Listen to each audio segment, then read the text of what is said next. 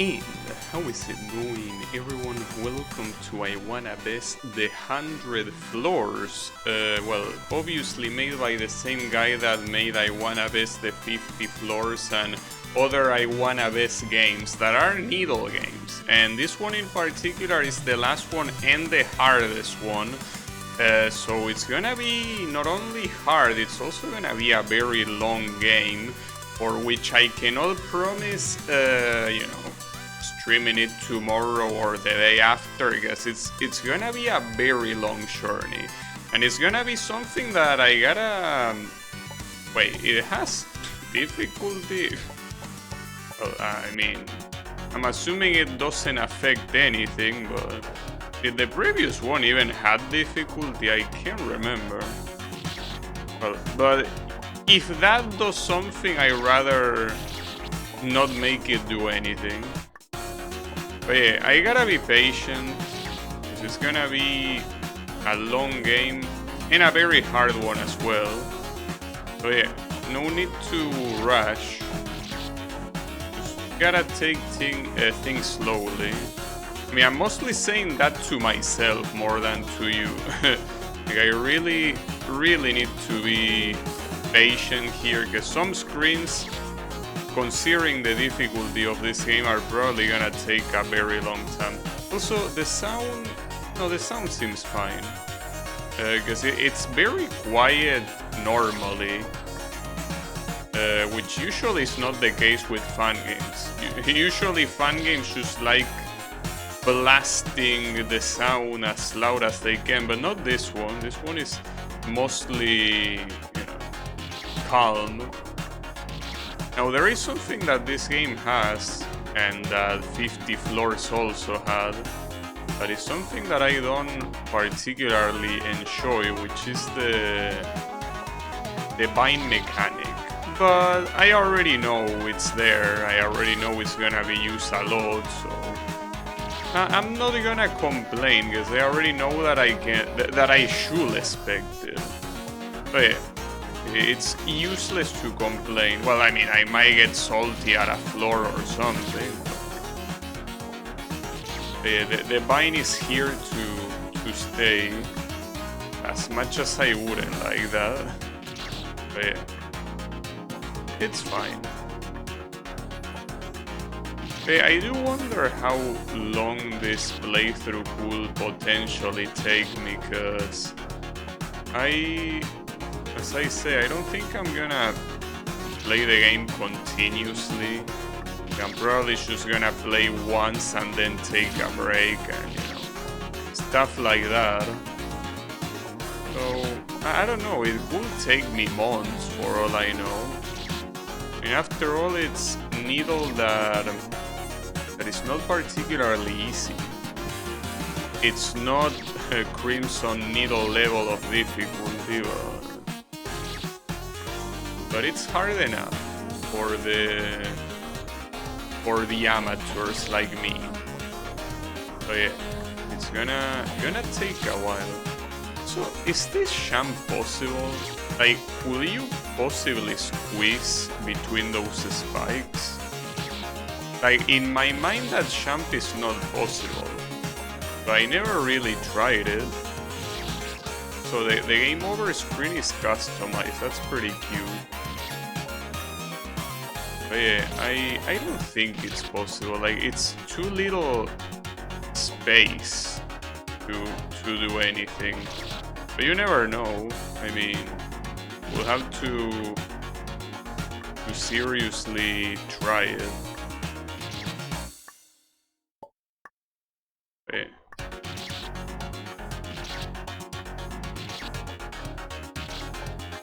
I mean, I think that playing needle games like this one,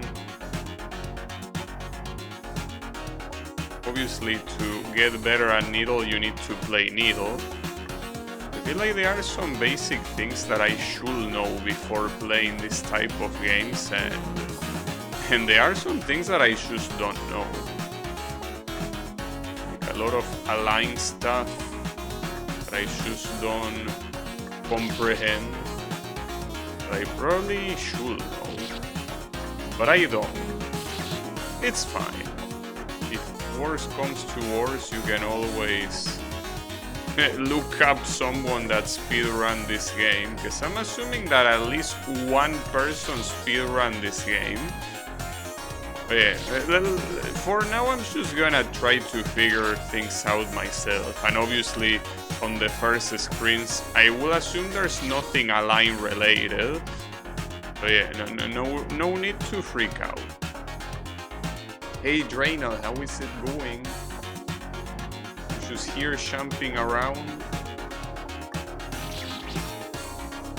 That was a roller coaster. that is jump right there. It's hard to describe with words. That was quite a roller coaster for me. I couldn't even say anything with how much of a roller coaster it was. It's fine. There will be lots of jumps like that. That will be hard to react, will be hard to even say a word that will leave you paralyzed. But that's fine. And things are better to just feel.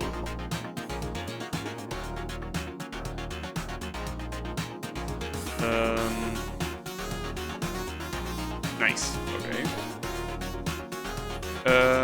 That's water? Is that water? Are you water? I can't tell. Well, it looks like water, but is it? It has a purple color. I don't know if that means something in particular, or maybe he just like the water to be purple. No, it seems... I think it's just water. Non-refreshing water at that. Then a drop jump. It seems like it's just water. Because in the engine that I'm using, I think that purple water means something else. I mean, obviously it's not like it matters, you can just change the sprite and that's it, but it's just kind of like how a yellow star universally means, well, universally, it's mostly agreed to mean triple jump. I think that purple water also means something particular, I just don't know what though. It means something. But yeah. Also, I just realized, isn't this background from Tetris? Like from one of the multiple Tetris boards? It definitely looks like the kind of background that will be in a Tetris game. Or maybe it's just a random... Nah, but it... I don't think it looks like a real city. Because in some of these games, some people take real pictures, and to those real pictures what they do is they kinda like pixelate them to make it look more fitting, but I don't think that's the case here. I think that this just looks like a fictional place. That's where I live. Nice. Can I see your house from here? That's pretty cool. Yeah. Pretty nice. Well, after all, you are close to Finland, right?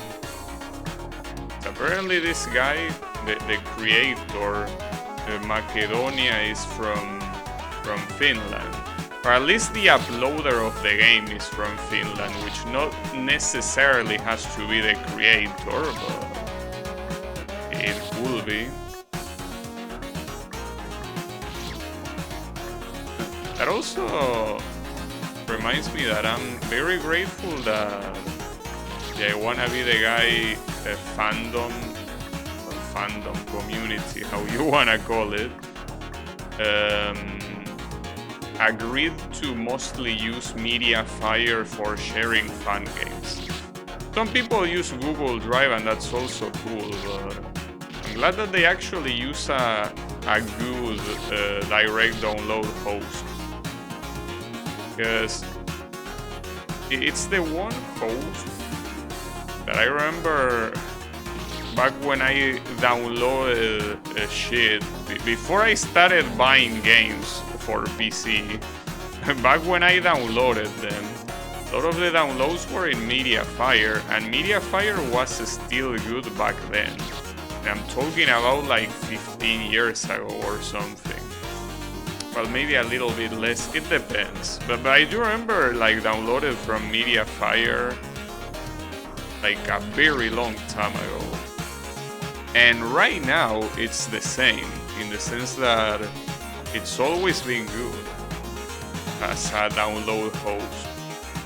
I know that there might be some things that get deleted, but I mean, the things that get deleted usually make sense to get deleted.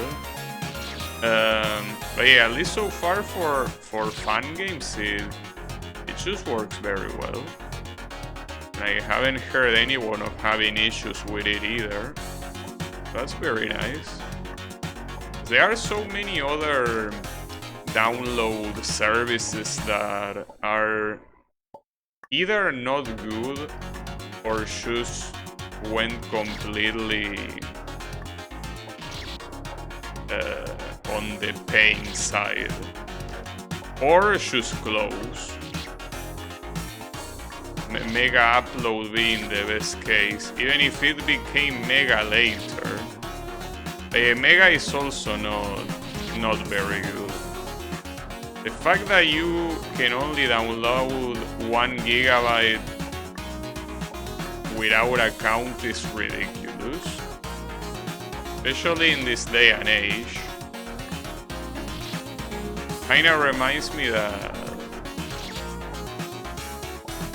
well, I don't know in other countries, but here ATMs, like, you know, the machines you extract money from, have a maximum limit on the amount of money you can extract. And that limit is something that sometimes takes a while to get updated, like, well, I guess updated is the right word. It takes a while, considering that here our currency devaluates very quickly, so like there are some times where you can only extract a very small amount because it wasn't updated for like the new currency value. Well, with Mega I feel like it's the same. Like a 1 GB limit might have made sense, I don't know, 5 years ago, but right now I feel like it doesn't make much sense. It's also understandable that a lot of things are very badly optimized in terms of size, but regardless of what the reason is, 1 GB is very little.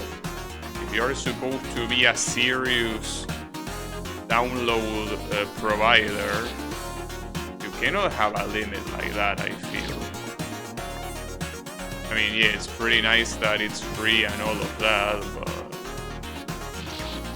so is Mediafire.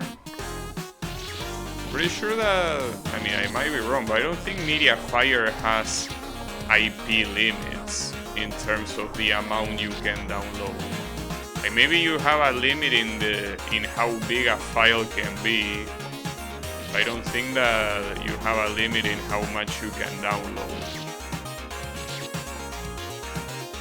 At the same time, lately, I haven't really used Mediafire for anything that isn't fun games. And fun games usually are no bigger than 150 megabytes. I mean, that is already quite a lot. Well, in fact, this game is 120 something megabytes, I think, which will be a lot worse. I will say that it's a good size. I mean, especially when you consider that most of the size in reality comes from the music. Keep in mind that even a compressed, well, saying compressed MP3 is a little bit of a redundance because MP3s are already compressed. An MP3 that is like 3 minutes long, a lot of times can be 6 megabytes. And 6 megabytes is not a lot, but when your game has like 10 songs in them, you're already talking about 60 megabytes. And that's 60 megabytes only for the music. You have all of the other stuff that obviously makes the game work, all of the game logic libraries, the backgrounds you might use, everything else. And with that, it's pretty simple to reach 100 megabytes. This game, I think, what I do know about this game, because I read a review that talk about it, well, in fact you're gonna see it, well, hopefully shortly, but every 5 stages the whole area changes, and that includes not only the background but the music. So considering that this game has 100 floors, that means that there is 20 songs. If every 50 levels there is a different song. If every 5 levels, sorry, there is a different song. But yeah. Well, assuming that songs don't repeat themselves. If we're talking about 20 songs, we are essentially talking, assuming every song is 6 megabytes in size, we're already talking about 120 megabytes. At the same time, MP3 also has different levels of compression. Like, you can have the usual 320 kilobit per second bit rate, but in most places where this type of things are used, this type of sound resources, tends to be 128 kilobits per second as bit rate, and that tends to be a lot smaller in size than 320. But yeah, sometimes it is less than 6 megabytes. Will allow for a lot more songs. A lot more songs in less space, right? I personally don't know how I will do with my fan game. Having 100 megabytes should be my maximum. I mean, that or a little bit more. I will kinda need to compress a lot of the songs, especially considering that some of them are kinda long, more or less. Nice. So as you can see, when the stage changes, when you go 5 stages, the stage changes. Wanna check the sound real quick. Seems like it's fine, I think. Don't see anything out of the ordinary.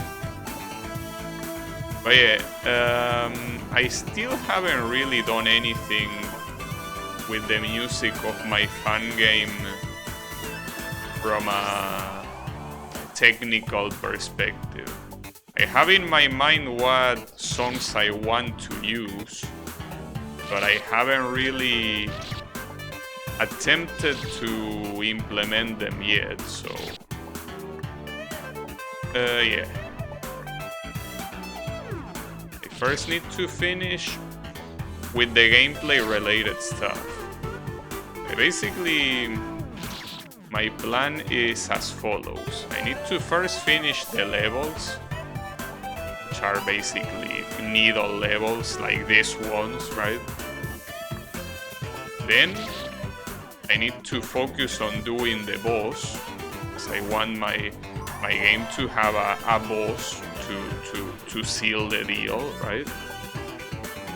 And then once that's done, well, I want to do a level selection screen as well.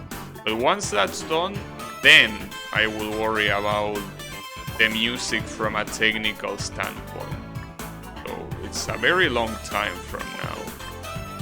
You gotta add your own cover of Firefield. I don't really plan on using Firefield. Maybe on another fun game, but in this fun game I have no use for Firefield, though now that I think about it, there might be one place I could use it, but I already have another idea. Though at the same time I'm not convinced about that idea, so I don't know, it could be. I don't discard it, but I already have another idea for that specific one. But yeah, actually, Firefield would be a good idea. Now the problem with Firefield is that as much as I like my cover, I like the original a lot more.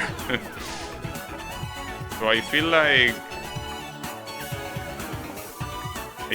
I wouldn't choose my cover. I probably would choose the original. I mean, I know that I sound like a fanboy, but like, the original Firefield really is such a masterpiece of a song. I mean, there is a reason why I decided to make a cover of it. But yeah, it's such an amazing song. It's one of those things that really makes you appreciate F-Zero as a whole. Especially considering that I played Wipeout lately, and Wipeout it seems very largely inspired on F-Zero. And hearing the music of Wipeout makes you appreciate way more what F-Zero has. Not like I feel like throwing shade at the poor devs, but yeah, I don't think Wipeout music is very good.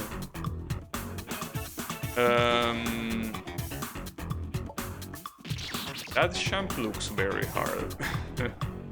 Well, anything Vine related does.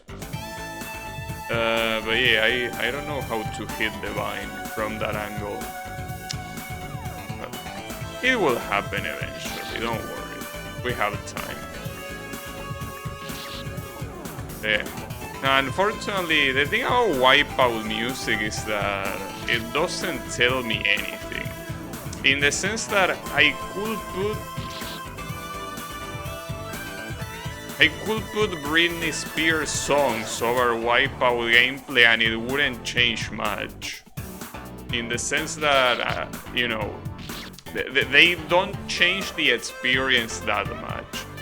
Like, I could just put circus music and, well, it will make it funnier, but it wouldn't really affect it much. While in F-Zero, I feel like the music constantly complements the game. In almost every case. It is true though that Wipeout has a specific feel to the music. Especially in the first Wipeout, it's mostly supposed to feel a little bit like desolate and maybe, you know, like Desolate with a little energetic touch. If I will put it in pretentious terms, it feels a little bit like that. So it's not like it's completely directionless. But I don't like, if the music wasn't there, the game wouldn't be that different. And with F-Zero, that's definitely not the case. With F-Zero, the music really makes the game a complete experience, right? But at the same time, it's understandable that F-Zero has Nintendo behind it. And Nintendo historically has a very strong sound design team. So, you know, it makes sense. But yeah. So at the same time, I will say that not like I'm an extremely big fan of Nintendo music, in the sense that I like what they do for their games, so it's not like I think of most Nintendo games and I'm like, yeah, the music here is a masterpiece. But it gets the job done. In fact, I cannot think of a single Nintendo game that I play that has bad music. So yeah, it gets the job done. I think that companies like Capcom have a lot more memorable songs. Memorable in the sense that, well, maybe memorable is not the word. More like it has songs that I feel like can stand on their own. While in Nintendo, a lot of the songs without the game, they don't have much on their own, I feel. So yeah. Nintendo has some of the best bangers. It could be. With Capcom, for example, I feel like you take a look at, well, probably the most popular OST they ever produced, which is Street Fighter 2. And that game just has extremely good songs. And those songs will be good regardless of where they are. I mean, there is a reason why it used to be a running show that the Guile's theme goes with everything. See, it is the kind of music that it's just timeless, but also contextless. You could play that music anywhere and it will do well, and it's not just Guile's theme. Almost everything in Street Fighter 2 can do well on its own. And it's not just Street Fighter, you have Mega Man. You know, you have things like Devil May Cry. So I do agree that Devil May Cry is more contextual. They are the kind of songs that make more sense in-game than outside of the game. Simping for Capcom? Bro, Street Fighter 2 really might be the best OST of all time. Like, I think that Street Fighter 2 soundtrack, I don't think can be bested by many games. And I say that as a Toho fanboy. I think that Street Fighter 2 soundtrack is, like, since you're talking about Donkey Kong and Metroid, not only I don't think those games can compare, but also I don't think almost any Nintendo game can compare. Or not the ones I play. There might be Nintendo games out there that I haven't played, will make me change my mind. But I can tell you Donkey Kong Country is not one of them.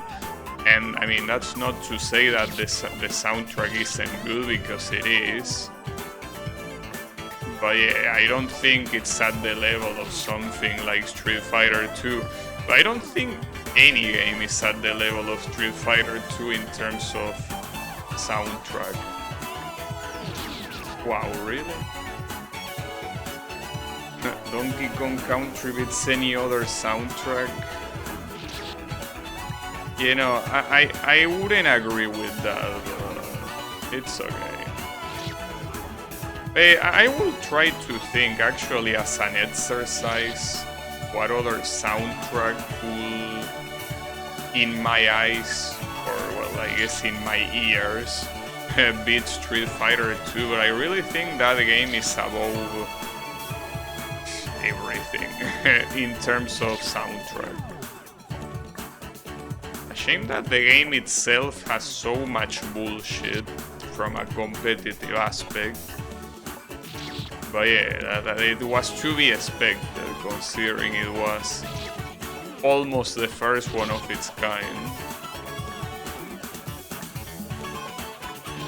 But yeah, it's like other games that I could think of right now are Ace Combat 2, another game that I played recently. Ace Combat 2 soundtrack is very good, but even a soundtrack like that, I would say, doesn't reach Street Fighter 2. I really feel like it's just in another plane of existence. It should be considered its own tier. Because right now, as off the top of my head, I cannot think of a better soundtrack. Actually, that's fucked up, because I remember that Kael linked to me a chart where you will fill out like all of your favorites in gaming, right? Nice. That was, well, you cannot really soft lock here, because let's see that you say that you do that. Wait, hold up. This. No. Let me... Maybe I cannot trigger it here. But yeah, the thing is that in this type of games, if you die right before you hit a spike, if you save right before you hit a spike, it's not possible to softlock, because you will never save at the same time that you hit a spike. But at least not in these engines. Maybe in an old engine that's possible, but this game was made with Game Maker Studio, for what I understand, so that wasn't possible. I mean, that isn't possible. Like, unless you have a very badly done trigger that a spike moves when the save is there. Ironically, like Boshi does. Unless that's the case, you're not gonna get softlock. But yeah, this game seems like it's just regular needle. You don't have triggers, well, at least not for now. It seems to just be doing the jumps. Now, speaking of doing the jumps, what do I do here? You can jump out of this water. Yeah, you can. But is that jump?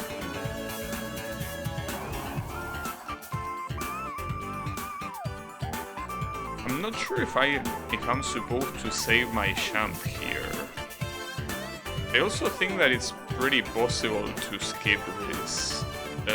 Like, if you save the jump and you manage to get through those spikes, which I'm pretty sure I did. But if you save the jump, you can just jump to the end. Though, actually, no, you cannot save your jump. Like, this angle here, there is no way. You need to spend your jump here. But yeah, in that case, never mind. But at the same time, well, I need to jump from inside the water. I don't have to leave the water to jump. Jump obviously to the checkpoint. But yeah. I should play Metroid, but since we're talking about Metroid, Metroid is definitely one of those big franchises I never played. But I like starting games from the first one. And for what I understand, the first Metroid game is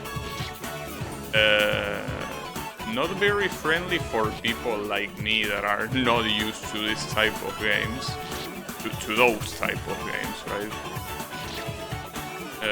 Especially if you go in completely blind.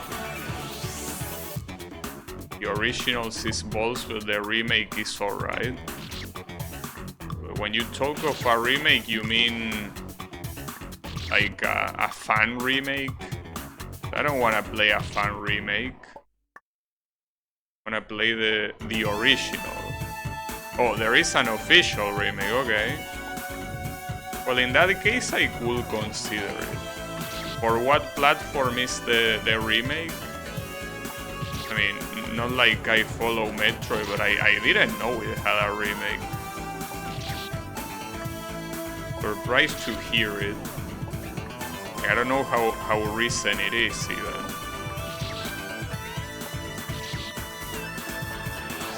The original one was an NES game.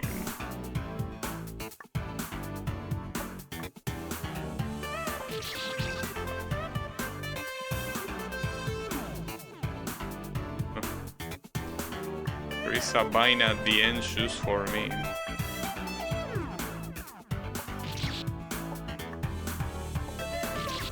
Aside from the original Metro, I also didn't hear very nice things about Metroid 2.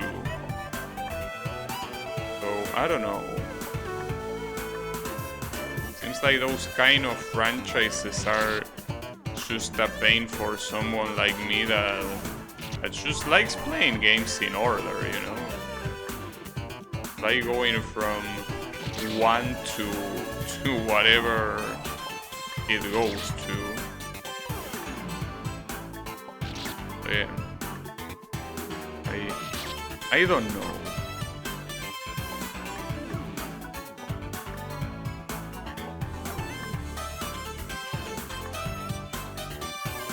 Is there something up there? It's just, well, maybe there is, because I think that jump is possible. Those are the kind of things that look so tempting not to check out. I probably should have known better. Because I'm pretty sure this game has no secrets in the same way none of the previous game by this guy had secrets. Or I think they didn't have. At least not important ones. Maybe it could have something like Easter eggs, but that's not what I mean when I talk about secrets. I mean more collectibles and shit. But like the original, I wanna be the guy, basically.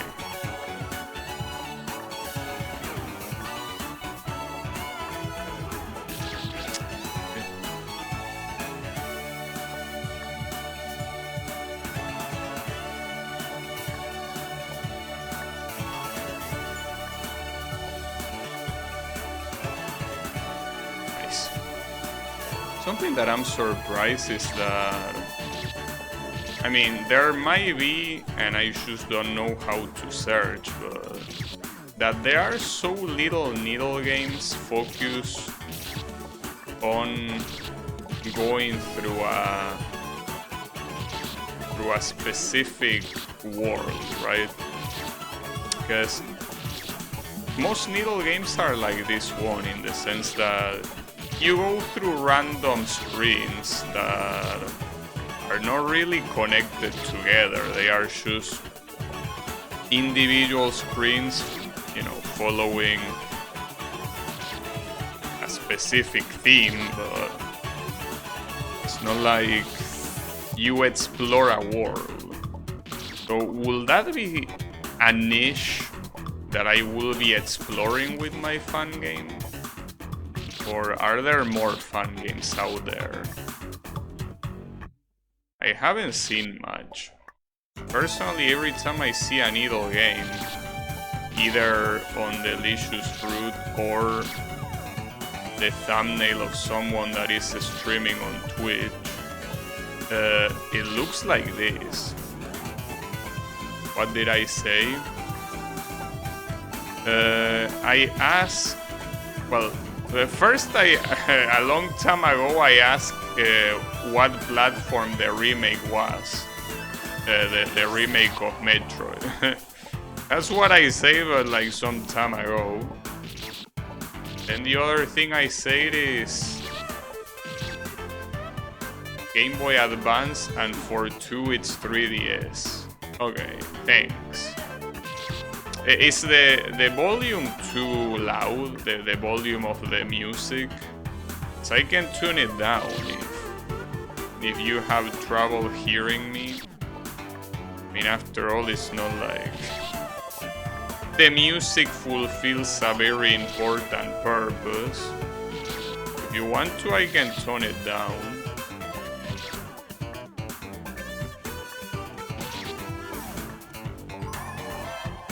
I mean, according to OBS, the music should be fine.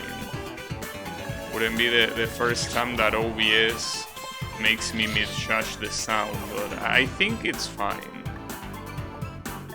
Well, in any case, no, the other thing that I say is, if there are Needle games where you go through a specific place from beginning to end, instead of just like random non-connected screens, like most Needle games. Kokoko? Oh, that's the name of a game. Nice. Well, that's what I was saying. I might be exploring a niche with my fun game. The fact that I actually want to make it a world you go through. But yeah, maybe not that niche. I don't know, hard to tell. But yeah, it could be. It could be a relatively niche approach.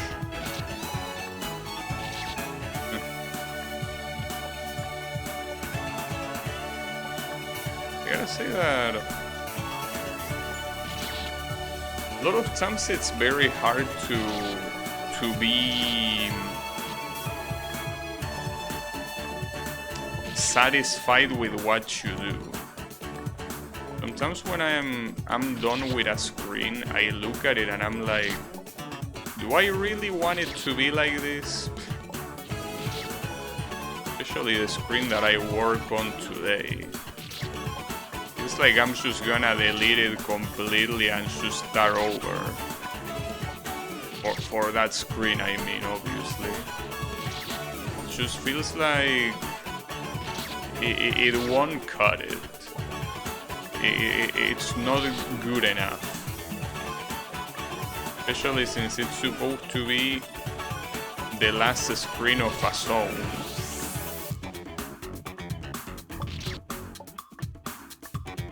You know?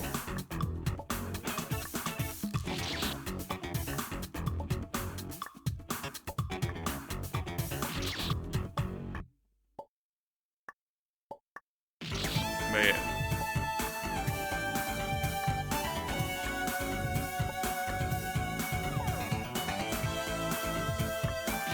At the same time, you gotta be a little bit realistic.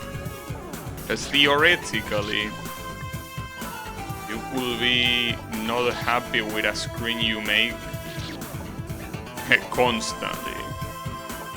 You could never be convinced that it's the right screen, but at some point you gotta move on.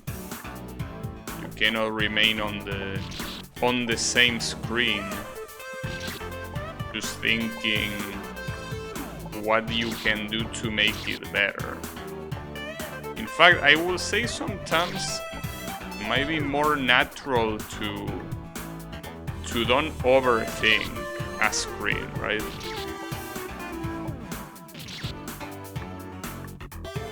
Maybe the more you overthink it and the more you tweak it, the worse it is at the end. The more unnatural the screen becomes and the less fun to play it is. But yeah, at the same time it depends. There's definitely a lot of screens that the first version of them might require some revision. Nice.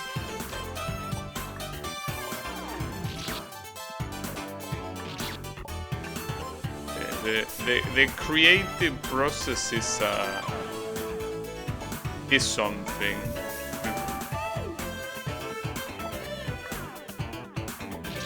Not just in fun games, in anything you make. It's very hard to get convinced that what you are doing is what you want the final version to be.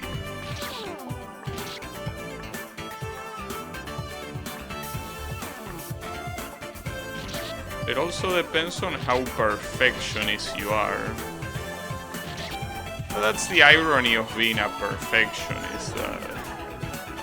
No matter how hard you try, you will never make something perfect. So sometimes it's just better to let them be, to let the things be as they were first envisioned. Nice.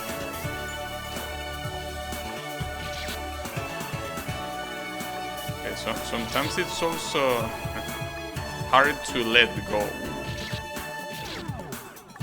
Let go something that you made and be like, yes, you are fine now.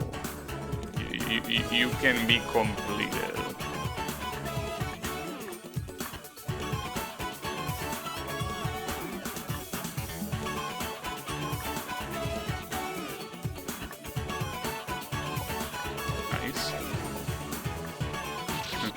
Something that is very satisfying in this type of needle games is beating screens quickly. That's usually not what you're supposed to do. Most checkpoints will make you struggle naturally since it's a needle game. Okay, sometimes you can just do it. You know, sometimes the planets align and you can ace a checkpoint very quickly. That was definitely the case on this first checkpoint. It's also true that not all checkpoints are equally as difficult. There are a lot of other checkpoints that are just naturally easier. There's something that is very hard, it's to balance things. Especially in fun games like this one. You don't have a whole team of beta testers. And most of the times you only have one tester. Like it's the case of this game. But some of them don't even have a tester. outside of the developer. It's just one of those things that it's hard to get the balance right because of that. Obviously, if instead of being a fun game, this was a large-scale project, you probably will have a team of at least 100 test players, and it will be pretty easy to narrow down what the hard parts are gonna be and what aren't. It's also the reason why games like Dark Souls have very specific difficulty spikes. With Dark Souls itself clearly being the case with Anor Londo and the boss there, or Ornstein and Smog, right? Something that is made on purpose. You can have the luxury of doing that because you have the testers, because you're a big company. Well, you are either a big company or you are backed by a big company. In Dark Souls case, you're backed by Namco. So I'm not sure if the first Dark Souls was backed by Namco. It probably was. I think From Software wasn't always published by Namco. I will be having my doubts on that. So, don't quote me on that.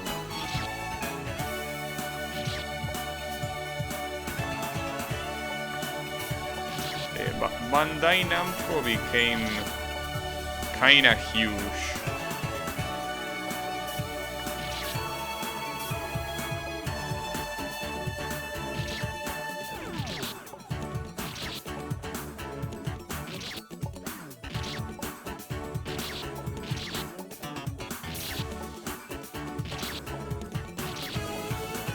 I also consider, on an unrelated note, I was thinking of adding like a boss per stage in my fan game, but I think that will be way too hard. Like, bosses are not easy to, or at least not bosses that you want them to be decent enough. I mean, you can make the typical cherry boss fight with a big cherry in the middle that shoots little cherries, but I don't want to do that. But if you want something more sophisticated, it will probably take longer. I think my fun game only having a boss at the end is the best I could do. I mean, even that boss at the end will probably take a shit ton of time, so...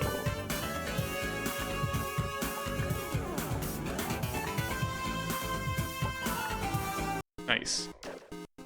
Alright. We got another change of a stage.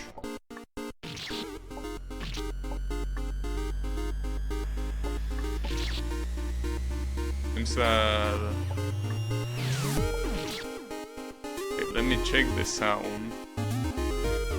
This one feels like it will be slightly louder. Like maybe a little bit louder than the other ones. I'm gonna decrease it a little bit just in case. And also for me. It does seem a little bit loud.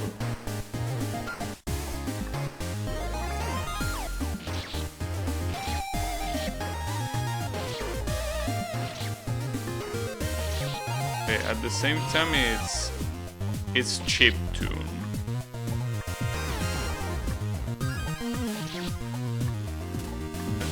It wouldn't be particularly bad for it to be loud, but I rather not.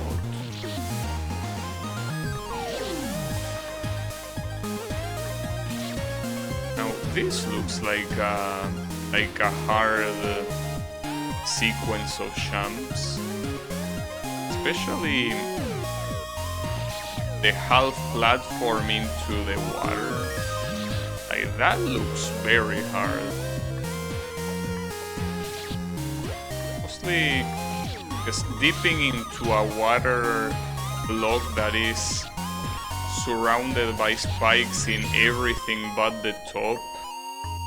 Seems like that's not easy to do. You need to land there. Well, at least this one has 3 checkpoints. Or 2, depending on how you count them.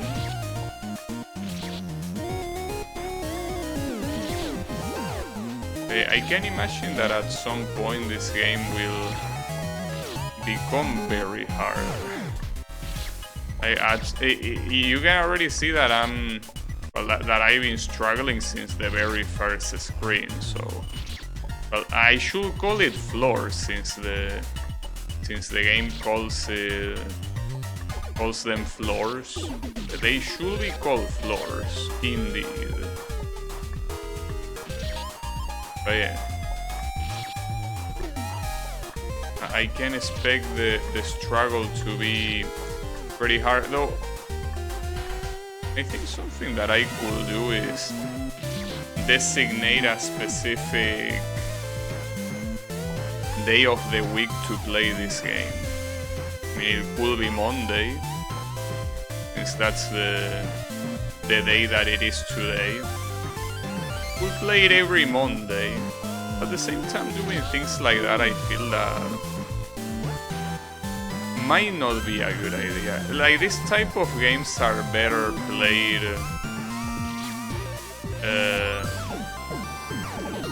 they are just better played whenever you feel like it.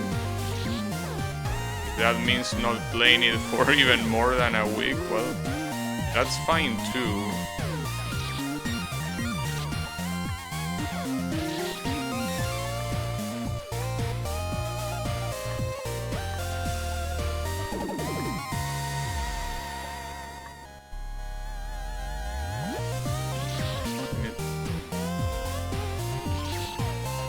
I do like at least that it's something that this creator has more or less made, but in the previous games too, but that despite obviously being static needle, that the stages look pretty unique. Even though you can tell that in this case the spikes are an edit of the original I Wanna Be the Guy spikes, they still look very, very good. You can definitely tell that he got better at combining colors and stuff like that.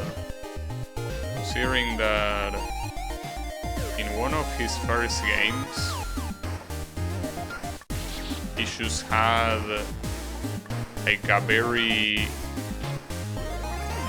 bright background, making it very hard for it to see, and the color combination in general not working out very well. But yeah, in this game, at least so far, it's like you done quite a good show.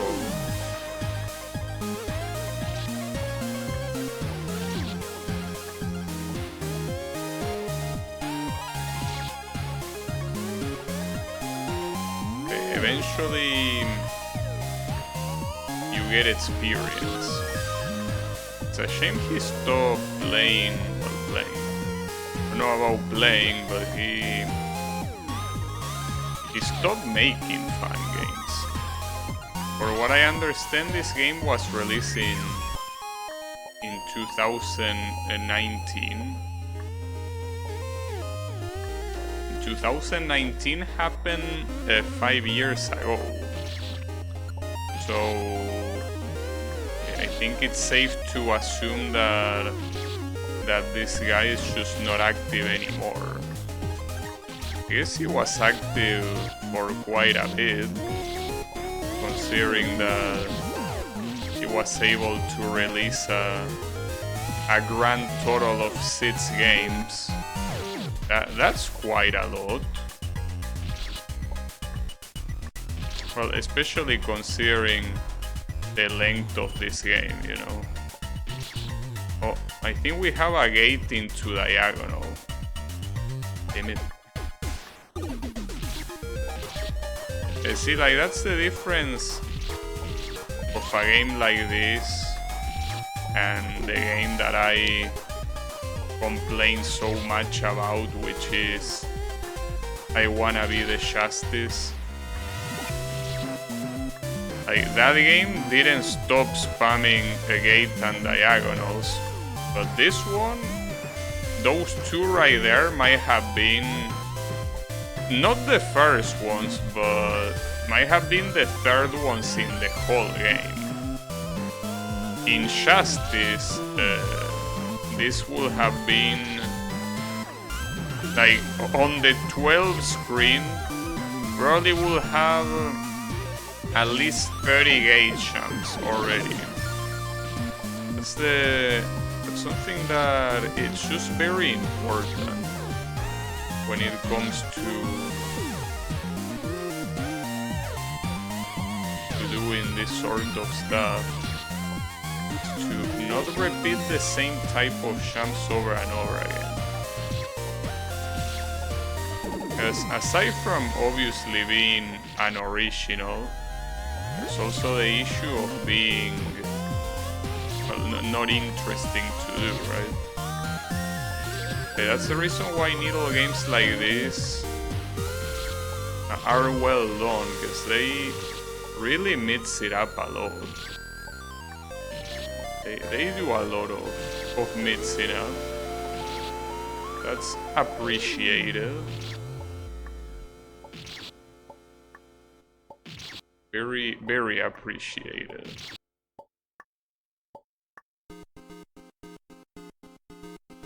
We go in here? Yeah. Actually, this one... this checkpoint doesn't have that many jumps. And I'm seeing something that I think the previous game didn't have. I'm seeing a jump refresher. Damn. Pretty crazy to think that my game is based around nothing but jump refreshers. That's something. I don't know if it's gonna backfire or not, but it is what I currently have. A game that is all about those. Not just the normal ones, there are gimmicky jump refreshers, but it's based around those. It's a gimmick I personally enjoy.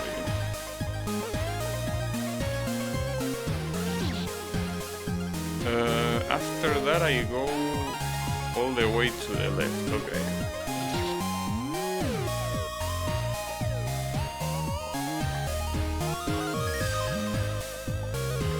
I wonder if the water is gonna be purple all the way, or if it's gonna change color at some point. It's a little bit hard to tell.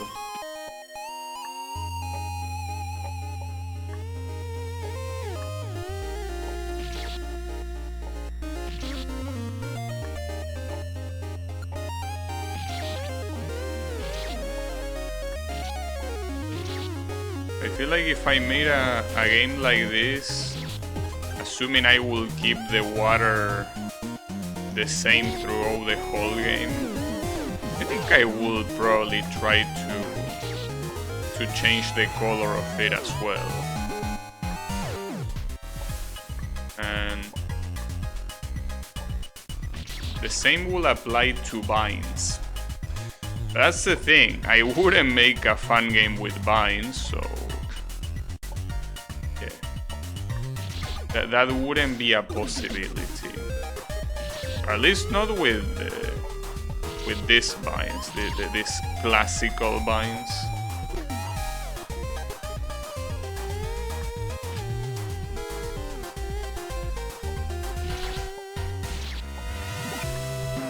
Also curious to see how much progress I might be able to make today. It's also a little bit misleading, especially in a game that has number stages like this one. So you might be thinking, something like, oh, I beat 33 stages, oh, that means that, you know, in 2 more streams I will be able to beat it. No, that's not really how it works. All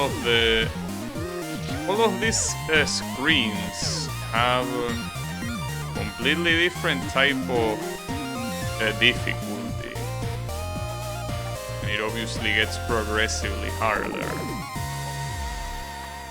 Okay, so I think that you need to bounce very low off that vine. In fact, I think that you need to jump off the vine without touching the ceiling. I think that's how it works. Yeah, like that, but better. I will mention again the fact that someone, while I was playing in the YouTube comments of one of these games, they asked me how vine jumps work, essentially.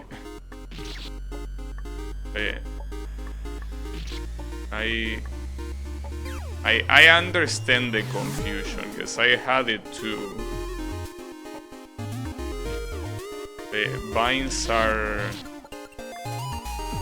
quite the unnatural mechanic, this type of vines. Because yeah, when it comes to the wall jump sort of mechanic that the wall jump represents, that the vine represents, it tends to be like when it comes to other games, it tends to be that you press jump when you're on the wall. But with these vines, you're supposed to do the exact opposite of that. That's definitely not intuitive in the slightest. Yeah.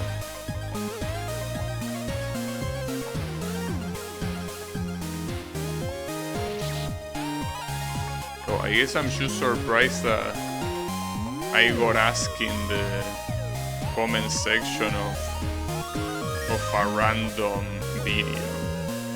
I also don't know how easy it will be to Google something like that. Despite there being a lot of material in terms of I Wanna Be the Guy fan games, I don't know if you type I Wanna Be the Guy how to do a vine jump, and you know. So I think more than that, it's the fact that it's misunderstanding the way vine jump works. Because the how-to, you instinctively think that is by pressing jump when you get into the vine. You think that there is a trick, or maybe even a bug, to be able to jump after you went through a vine. You probably don't think of it as it being the intended mechanic, so you probably wouldn't even think of Googling it, because you might think that it's something special of the game, rather than a more global mechanic, right? That's just how vines work, that's just how they are. Very unintuitive all around. Once you understand what to do, it's not hard to plan what to do. It's still hard to execute, because I, for example, don't fully comprehend exactly when you exit in a certain height of the vine. Why sometimes you go higher and sometimes you go lower. I don't fully comprehend vines, but you at least need to know the basic of how it works. I took too long to double jump, unfortunately. Also, I want to do a very quick test. Like, if I go to window and then back to full screen, like I just did, will I be more accurate? Because it's something that I noticed when making my fan game, that at least I don't know if it's my version of Game Maker Studio or if it's the engine, that if I am full screen and focus on another window, which is what I do every time I'm about to stream, there is a little bit of input lag that gets fixed by going into window and then back into full screen. I want to see if that will be the case here. So I don't think it will be. Oh, I didn't see there was a platform I could land on. That's very sad. I just didn't see that. Like, I thought you were supposed to go straight into the bottle. My bad, my bad.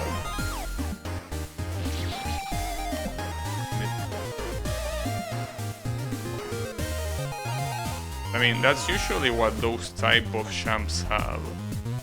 You jump straight into the bottle and that's it.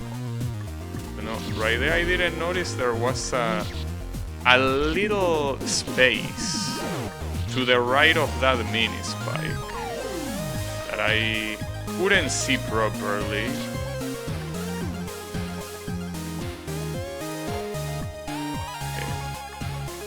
Okay. This vine jump is definitely why the issue.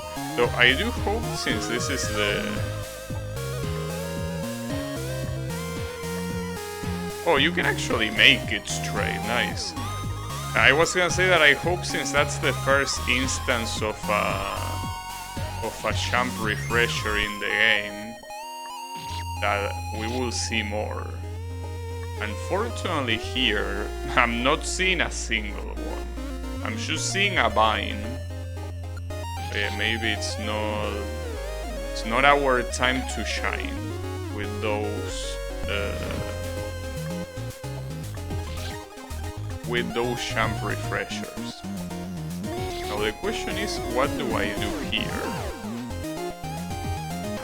Should I jump into the half platform? I don't think I'm supposed to. I think that's something I'm supposed to do later. And what I'm supposed to do right now is fall all the way to the bottom.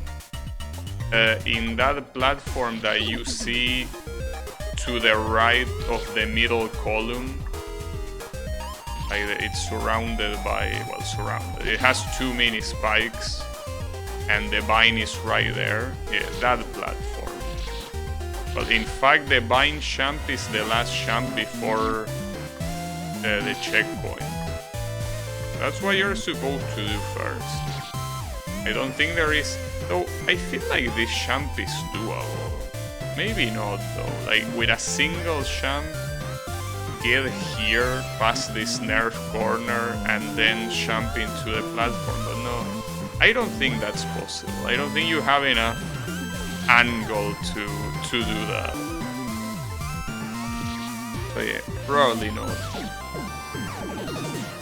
Well, and definitely, if it is skippable, it's not the intended way. The intended way is clearly going down there so that way you are able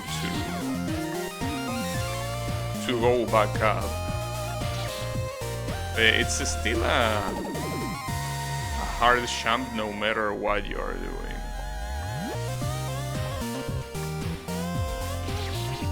Like, you need to go there, but instead of getting hit by the big spike, you're supposed to land. But then the jumps that come afterwards are not any easier. In fact, the vine jump that goes into the checkpoint, how do you even do that? I also feel like I have no angle there. I mean, I probably do, but I don't know.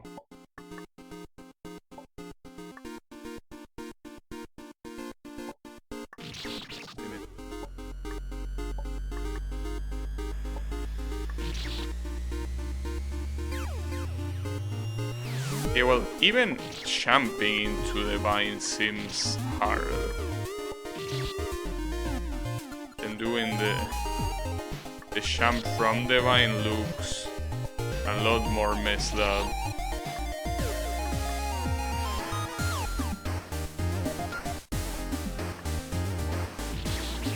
Yeah, it's an awkward jump, but it's definitely possible. Well, obviously it's possible.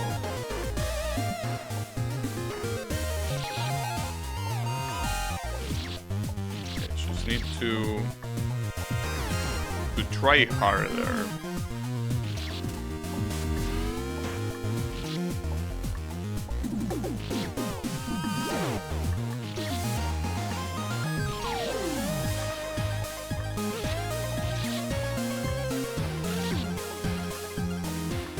Okay, you can already see the difficulty rising a little bit. Even though it's so early in the game, right? I think that these are mostly games that are targeted towards better players. You will never get good at Needle if you don't at least play games that require you to do better.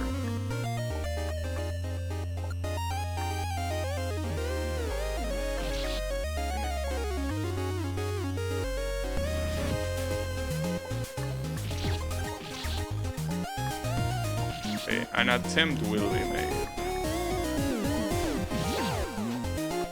I guess I am a fan of doing kind of like one attempt per week. Well, one attempt, I mean one stream per week on this game. I wouldn't really see myself playing it tomorrow at all.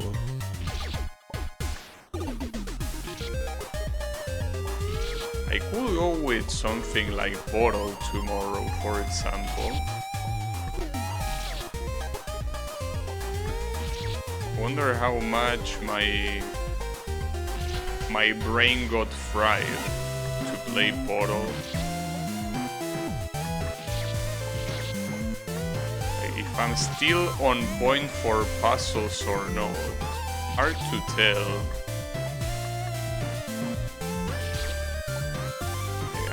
I have no clue.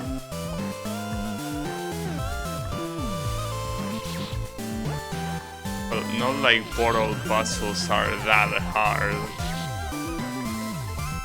I do remember back when I first played it that some rooms definitely took me a while to... When I say a while, I mean at most an hour, I guess. Which is, I guess, a while. I wonder how it will be now. Has my brain gotten better at puzzles? Has it gotten worse? I don't know. I don't tend to play puzzle games at all. Well, unless you count things like Puyo Puyo puzzle games, but I mean, that's as much of a puzzle game as, I don't know, as Forza is a driving simulator game. I mean, you could say it is, but actual driving simulators will laugh in your face, and understandably so.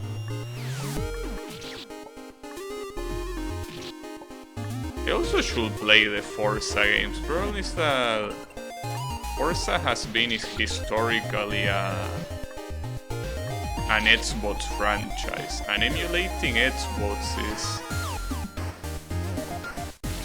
something that I don't think I can do. Even with a good computer, I probably couldn't do. It's like the Xbox emulators are still relatively behind.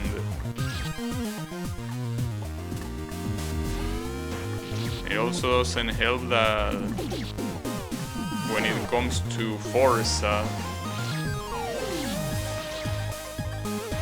not that long ago they released a game called Forza Motorsport, which is the exact same name as the first game. It's something that some companies really like doing. Instead of making a sequel or making something original, they just use the name of the first game, just to make things more confusing. Doom being another example. Instead of calling it Doom something else, no, they call it Doom. I mean, it's understandable that a franchise that haven't released games for that long will return with the regular name of the franchise, to just call it Doom and that's it. I'm not a fan of that. We'll have just call it Doom. Well, the same way the next game is called Doom Eternal, you could just call it, I don't know, Doom Infinity. I don't know, a cheesy name. I mean, Doom is already a cheesy name. Just add another cheesy word to it and you're okay.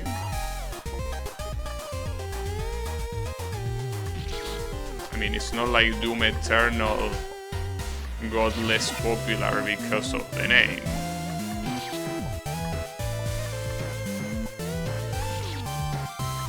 Something I can definitely expect is that a franchise like Final Fantasy will release a game called Final Fantasy.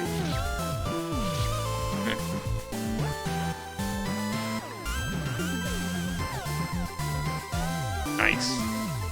Will be silly, obviously, but I could see them doing that. I mean, after all, the original Final Fantasy is an NES game that not many people care about.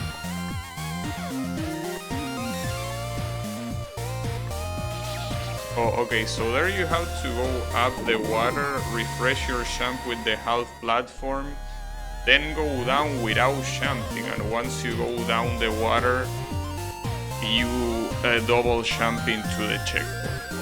That's what you do. Looks easy enough, especially compared to the previous checkpoint, so I'm confident.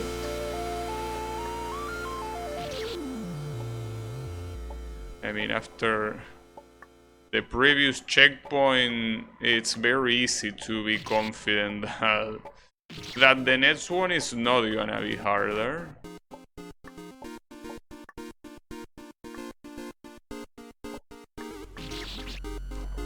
something that might make things difficult is going up the water without hitting either the right spike or the mini spike. We will see how that goes.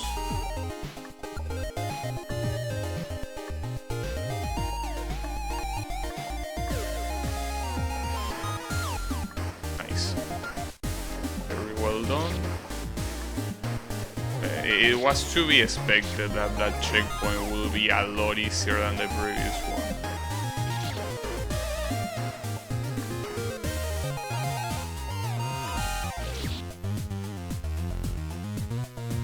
And this one, at least it doesn't use any gimmick. This one is just pure needle. It's you, platforms, and spikes. Well, unless you want to consider mini spikes a gimmick, I personally wouldn't. In fact, I don't remember in what part of the original I Wanna Be the Guy mini spikes were used. But then again, the original I Wanna Be the Guy had a lot of other common elements, like for example the typical spike wall that was commonly used as a trap, even though that's just like a simple sprite that gets used to instantly kill you. You could call it a gimmick if you wanted. But it depends on how conservative you are about gimmicks. Reminds me of the alignment chart, the lawful good, neutral, and all of that. How people feel about gimmicks in I Wanna Be the Guy fan games.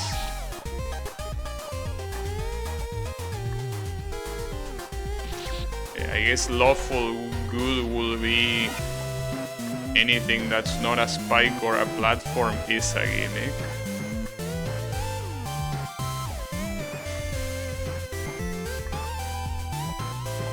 And obviously checkpoints. See, and I Wanna Be the Guy fan game without checkpoints feels like will be a problem. But you don't wanna do that.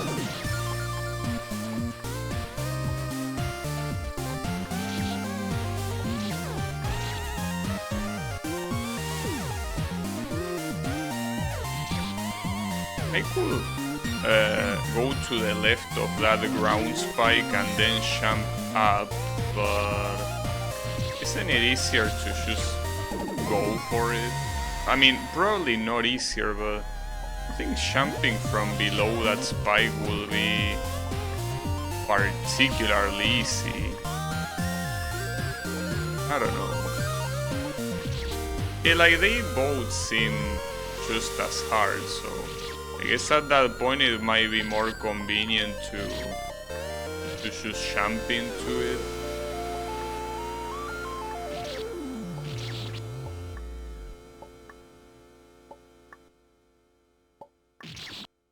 I don't know.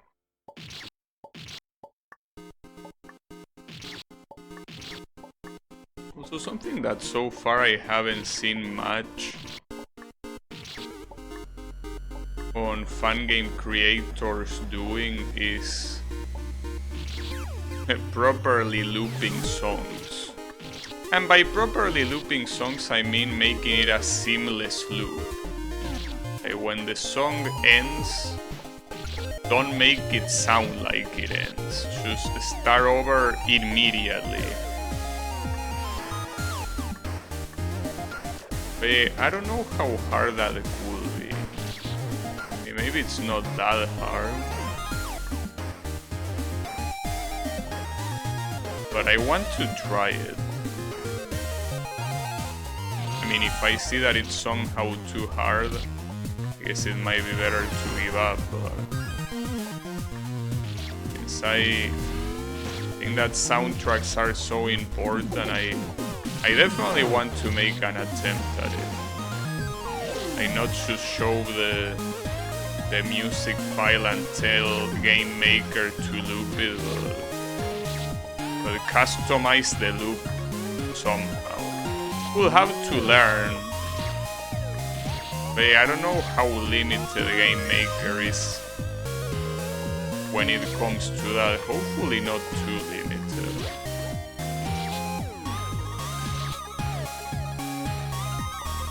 I will assume it will give you enough tools to play around with that. Not to mention that you can edit a music file to, instead of end on a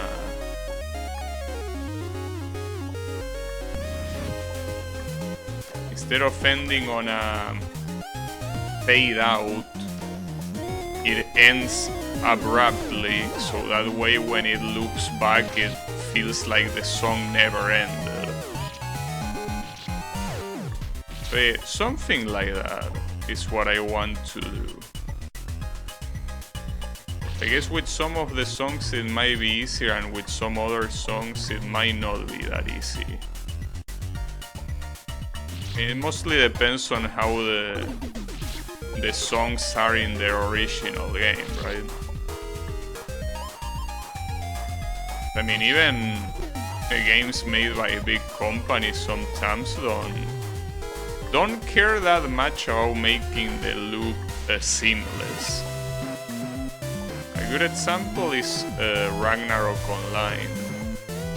That game, when it loops the song, it does the same as this type of fun games do. They just wait for it to end and then they start it back from the beginning. Ragnarok Online is definitely a game made by a millionaire company, so for a game like that to also do that sort of loop means that I probably shouldn't push myself too hard, but I will make an attempt. Oh, not yet. As I say before, handling the music will be something that I will do when the gameplay part of the game is completely done. Okay. Still not there yet.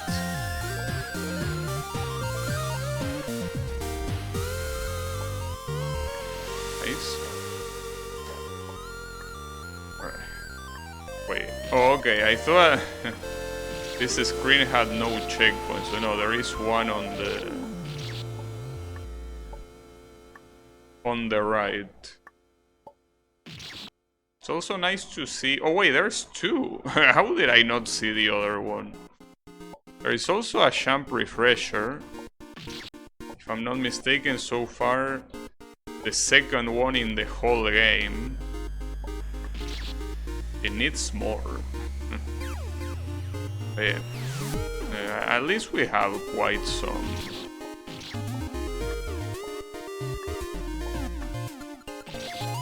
Quite some checkpoints.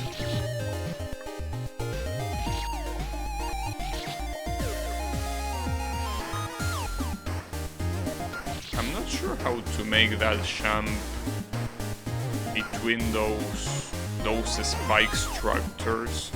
I know how to make the first one, but I don't know how to do the second one. So maybe the first one is a full jump and then the second one has to be the small one. Because if I do the opposite, if I do a small first jump here, well, maybe a full double jump is also possible, but it looks too long to work that way, so maybe not.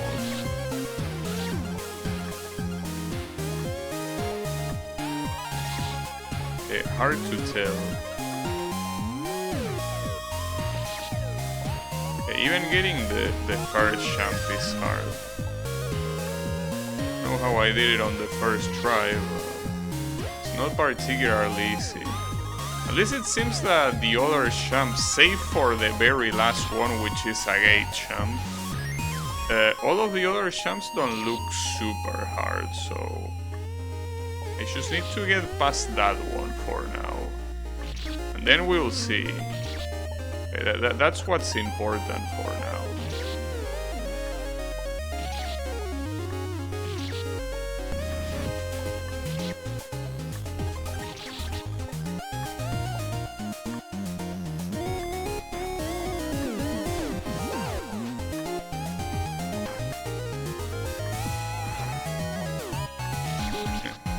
Yeah, as I said, all of the other jumps didn't look hard, but the gate jump,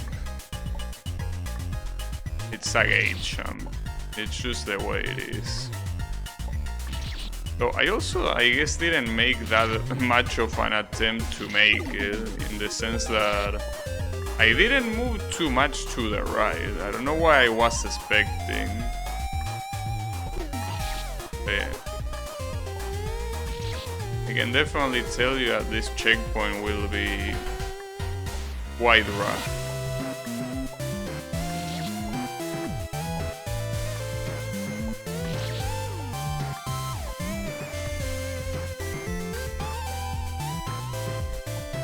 Okay, at least the cool thing is that having this levels change the style every 5 floors is very cool. I feel like I don't do that. I basically, in my fun game, I do it every 10 floors.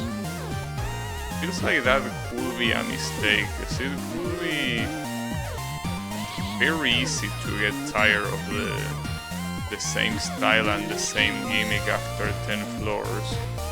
Not to mention that the music will get tiresome as well. I don't know. For now it is my plan though. So we will see. But for now, I doubt that I'm gonna change it later.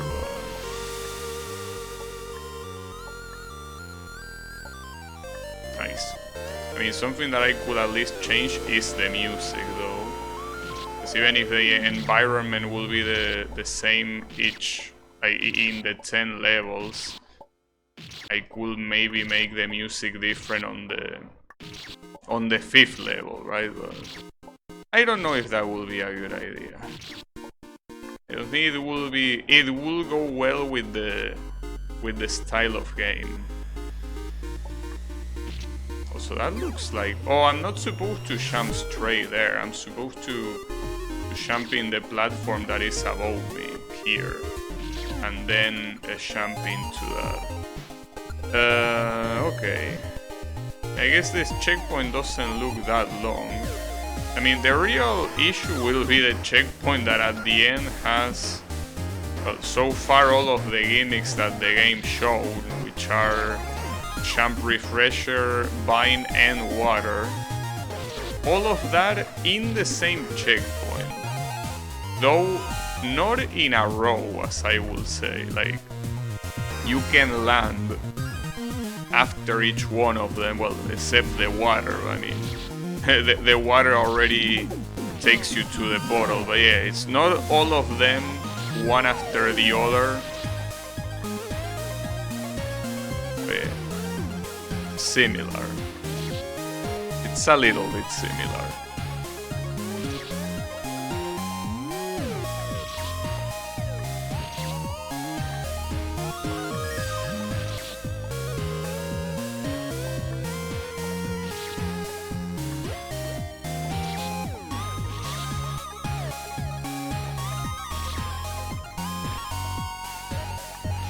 I gotta say that I might miss this set of levels, because I like the way it looks. Like, I like the combination of that gray of both the spikes and the platforms. and the background resembling a sunset, right? Like all that orange. It's a cool combination to me, like gray and orange. Well, in fact, it is supposed to be a sunset, I'm pretty sure. Like, it's a, well, first of all, it's supposed to be a forest. You can see the trees down there. But yeah, aside from a forest, yeah, a sunset, that's the main thing that you get from the background.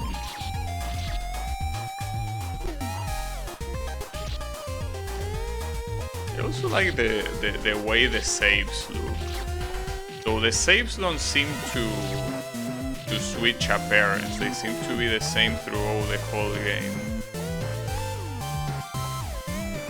It's something that I did change on my fan game. I make every save be different depending on the zone they are. Well, aesthetically, obviously, not functionally. They are saves at the end of the day, and they just save your progress, obviously.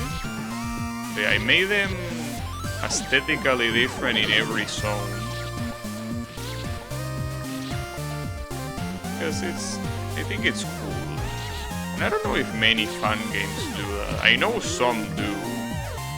But for the most part, I see that what most fun games do is making the saves the same throughout the whole game. Actually, will want to remember a game that I played that didn't do that, but I don't remember if that was the case. Maybe it wasn't. I mean, even big names like Boshi didn't do that. I mean, it's not like it's something that matters. I'm sure nobody cares that much about how the save looks. They just care that the save is there to save your ass, obviously. But aside from that, the way it looks is very secondary.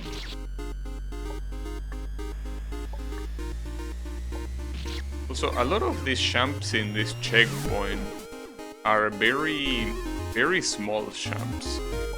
You cannot jump too high out of this. So if you do, you are dead. You don't wanna be dead.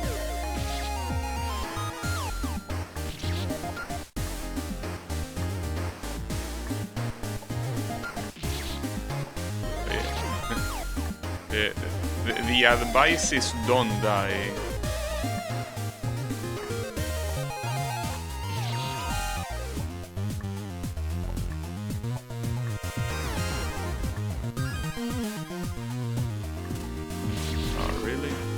I don't know if I can drop jump that thing. If I drop jump this, I think I will have less height to jump into this platform. Like I do need to jump here a little bit and then double jump around here. With drop jump I cannot do that. Like I will lose on height a lot. I'm pretty sure the one time I was able to reach that platform, I did do it with a preemptive jump. But I have my doubts. I also gotta remember that the ceiling is solid. Something that seems obvious, but it's not really obvious. Because the ceiling being solid is not a guarantee. Like the fun game you're playing. Because I mean, the way it works, especially since I know that this game is made in Game Maker Studio, is that what you do to set the limits of the screen is that you set collisions, the collision boxes. By default, a room doesn't have any collision. Collision is something that you manually add. So in this case, the way this room works is by setting collisions all around the level, except on the bottom. On the bottom there is death. Well, it's a type of collision too. It's just it's a collision that kills you.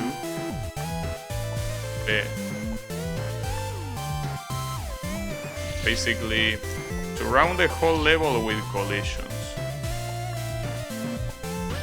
If you don't do anything by default, you can actually jump out of bounds. Wait, okay, drop jumping does work. I mean, it didn't work there because I'm a moron, but it does work. We'll probably do it. I mean, it's way more safe than preemptively jumping, clearly. Though it wasn't possible, but it is.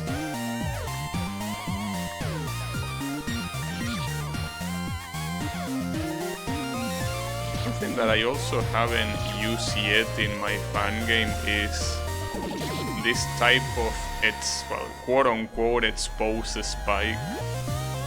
Like, I don't really make the player go through the lower side of a spike yet. I might probably do it in some of the later areas.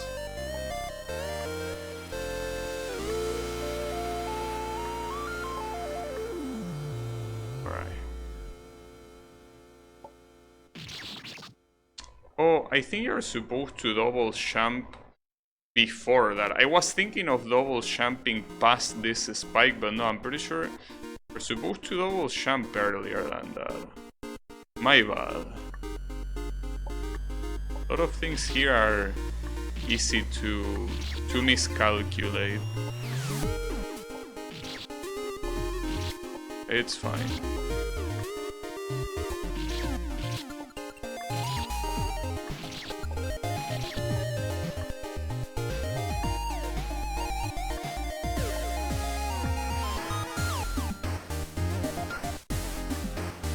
Too low. Way too low.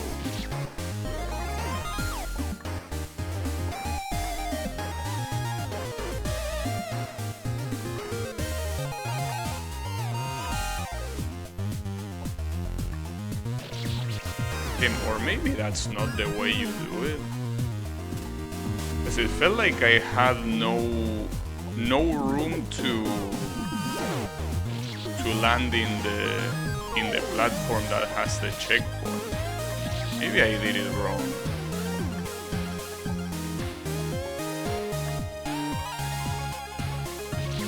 Yeah, like, if I were to only jump once,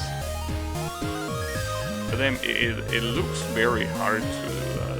Not to mention that if I double jump past this spike, it will also be hard to not only not hit this spike before you double jump, but also not hit this one on your way up to the double jump.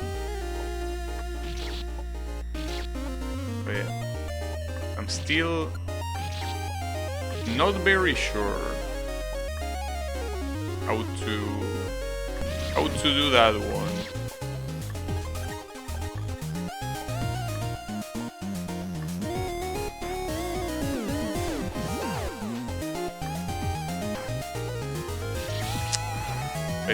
What I do know is that I will have to deal with one of the things that I do struggle quite a bit, which is falling from a high place and double jumping. Okay, that did work. I'm not sure if the other thing, which is double jumping past the spike, also works. Double jumping preemptively does work, indeed.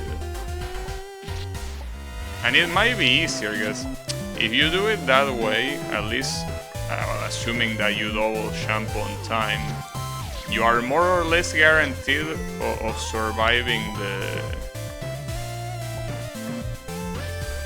surviving the top spike. Well, by top spike I mean this one, right? But yeah, doing it the other way, you not only have to deal with that same spike, but also with the spikes below. Nice. Okay, we move on to the next area. Not a very big fan of this neon type of graphics, but I mean, I don't dislike the neon aesthetic, but I just feel like this one is a little bit hard on the eyes. It's okay. It also seems like the music is quite low. I mean, I can make it a little bit louder. But it's less than this one is loud, is quiet, and more than the previous one was loud.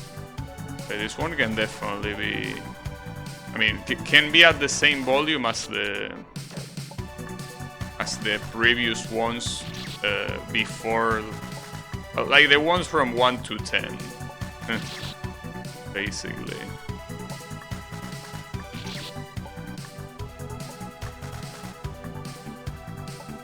Now with this first checkpoint, I'm already noticing that I have quite a lot of champs before being able to reach the very next checkpoint. We will see how that goes.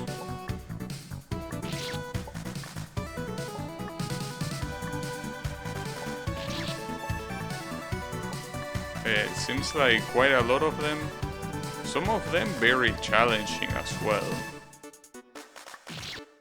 I was gonna say, will this be the first difficulty spike of the game? But I think that it already had a difficulty spike with the previous zone, most likely.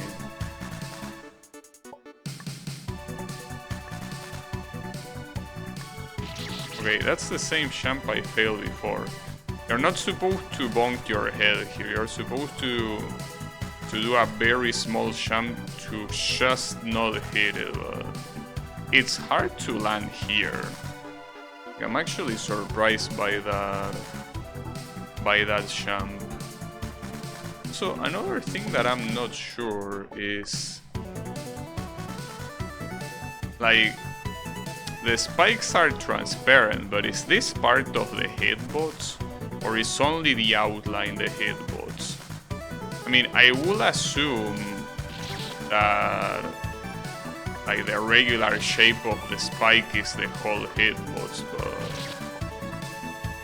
now I kinda have my doubts that is the case or not. Almost. At the same time, I don't really want to find out. Not by dying, at least.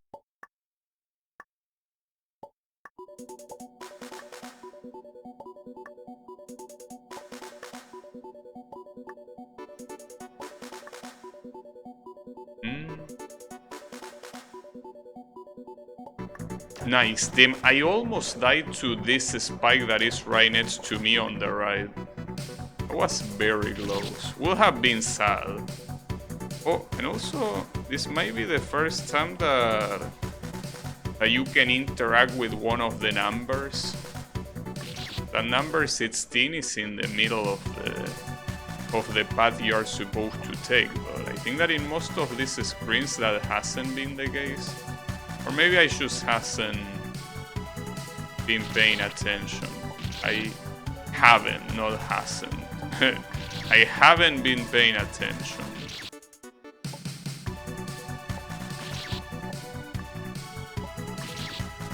I want to find out if this is part of the hitbox of the spike.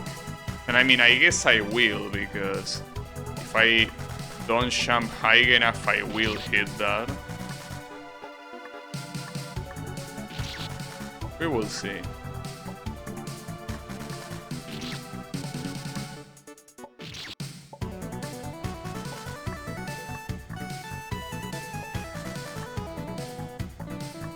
Yeah, I think it doesn't have a hitbox actually. Surprisingly.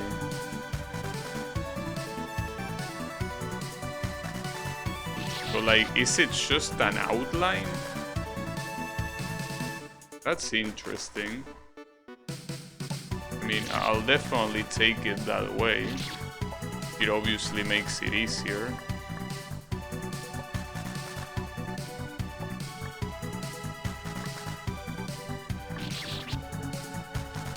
Now, this zigzag can be a little bit complex. Especially when you land in the water, you're supposed to immediately jump. Not necessarily to the left, you could neutrally jump, but I mean, if you can just jump to the left right away, it might be a better idea. Then what comes afterwards? Well, these last two jumps look very chokeable indeed.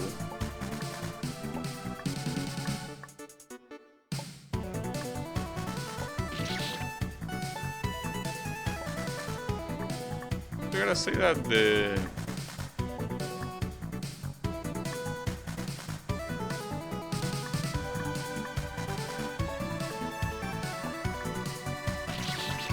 gotta say that the choice of music is very good.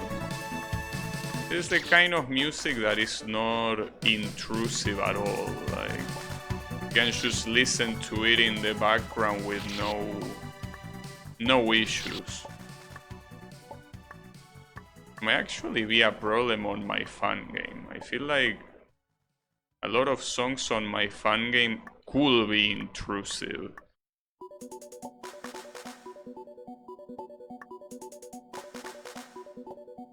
Hopefully not. But I think a lot of them are not as calm as this one. Well, these ones, right? In plural. Hey Colo, how is it going?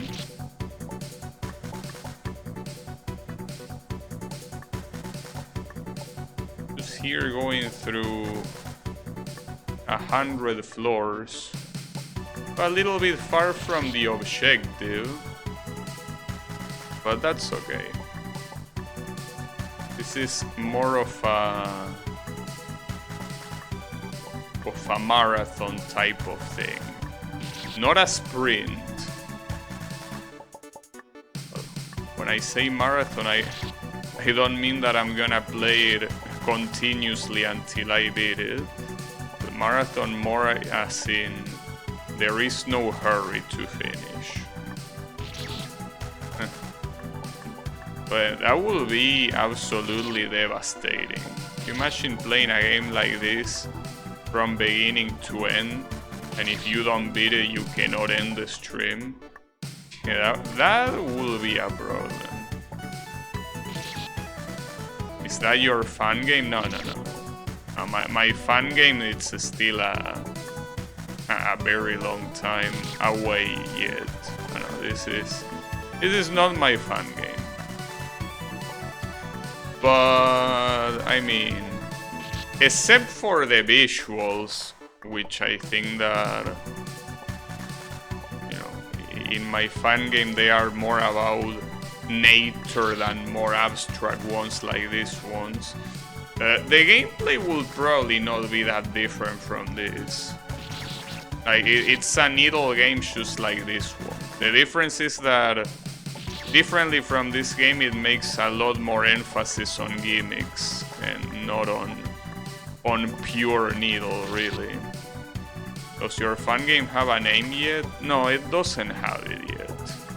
I have ideas, but nothing that I will yet fully commit to. But yeah, it's okay. I mean, after all, when it comes to names are something that can always be very easily decided at the end. will be surprised at the amount of games, especially games that are known. That took a long time to have a name. Well, there are games like Wipeout that I think Wipeout only got that name because the developers like, I don't know if a band or a song of a band that had that same name. They just felt like it, you know? Even though the game has... there's nothing really about the game that tells you anything about Wipeout. Kinda different from other arcade racing games that do have a lot to do with the name. Ridge Racer being a good example. Ridge Racer is a racing game where you race on a ridge. As simple as that. Can I name the game? No. Of course not. But yeah, it's okay, don't worry about it. No, the name, even though it's not that important, I definitely want it to be coming from me. So yeah,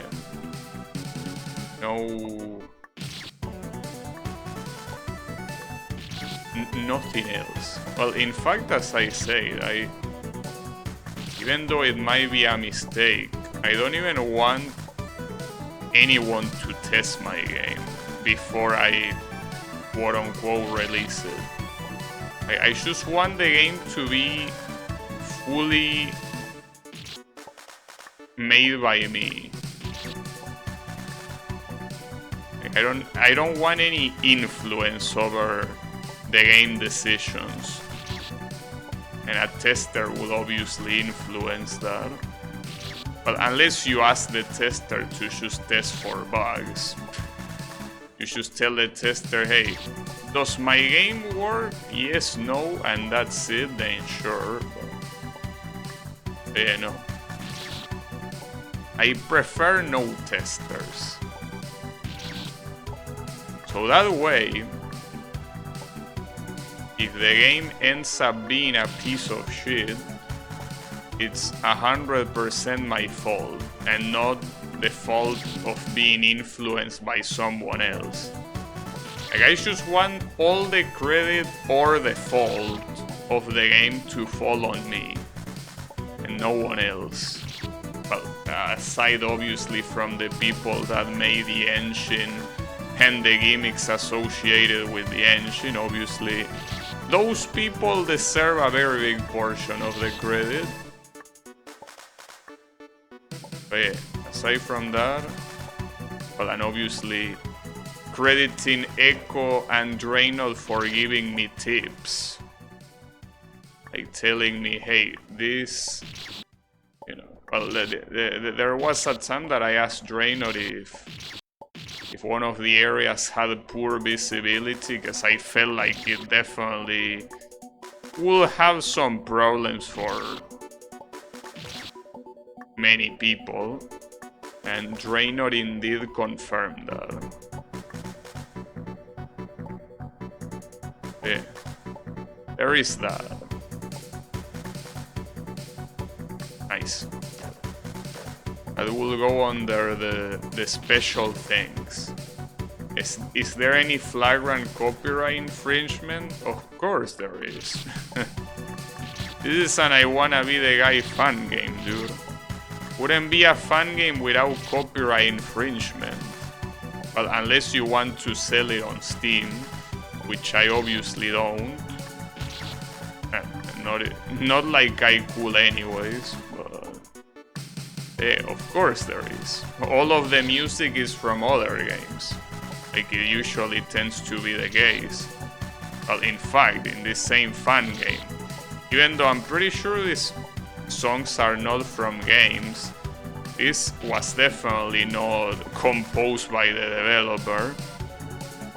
But yeah, copyright infringement, yes, obviously. There is no doubt.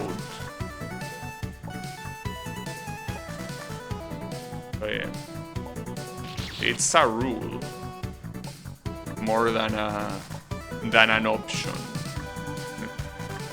Well, in fact, aside from the Steam games, I don't know of any game that doesn't use resources from somewhere else. Whether that is games or series like anime or whatever, or stuff like that, or sprites obviously from video games as well. So I don't think there are many of those. See you in court. I mean, if I fall for copyright infringement on fan games, so will the more than 10,000 fan games that already exist, including of course the original I Wanna Be the Guy. But yeah, don't worry. Those companies know better than that. I mean, I'm surprised that Nintendo is fine with it, considering that normally they hate that sort of shit. I mean, they tend to take down fan games, especially of the Pokemon series. But I don't know exactly why they don't go after I Wanna Be the Guy fan games, but I'm glad they don't. Nobody knows about, well, I mean, sure, but that's not true. A lot of people know about I Wanna Be the Guy. I mean, the original, obviously not most of the fan games. Basically, the original I Wanna Be the Guy and Boshi are very known games. Everything else, not really, but those two, well, in fact, Boshi has its own category. In Twitch, I mean. But yeah, it's just that there is no reason to go after these fan games. I mean, it's not like this fan game existing might make people not buy the original products. Because that's the thing with Nintendo fan games, like Pokemon fan games, right? Like that, you could theoretically say that those fan games hurt the sales of the official products. But that's not the case for these fan games. These fan games have nothing to do with any Nintendo game, basically. Gameplay-wise, I mean. Well, with any Nintendo game or with pretty much any game ever. Because the closest you will see to I Wanna Be the Guy is most likely Mega Man. And even that is something completely unrelated.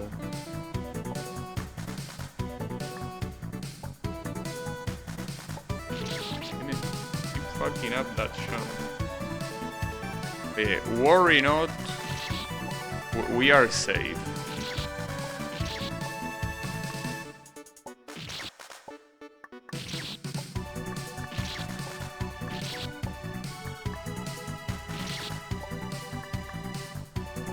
I also don't expect my fan game to be anything out of the ordinary.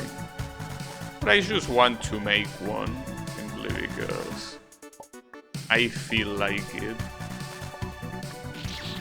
I really don't know how to do that jump. I mean, I think it's pretty clear you need to double jump here, but I don't know how to avoid dying from anything else.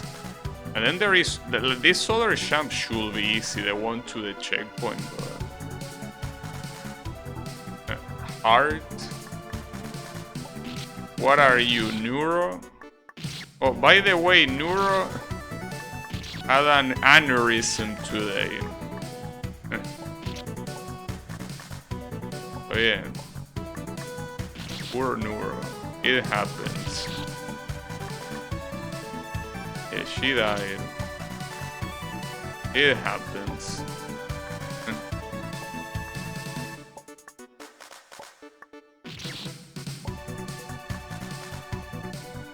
So did the dev. Well, I guess that it's to be expected.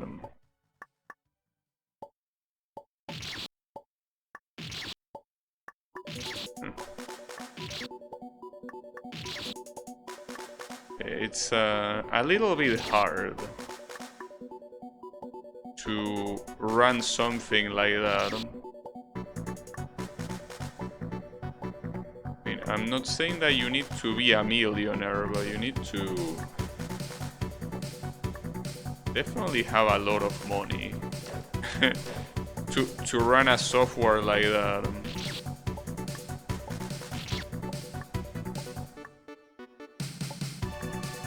But for all we know, he could be a millionaire.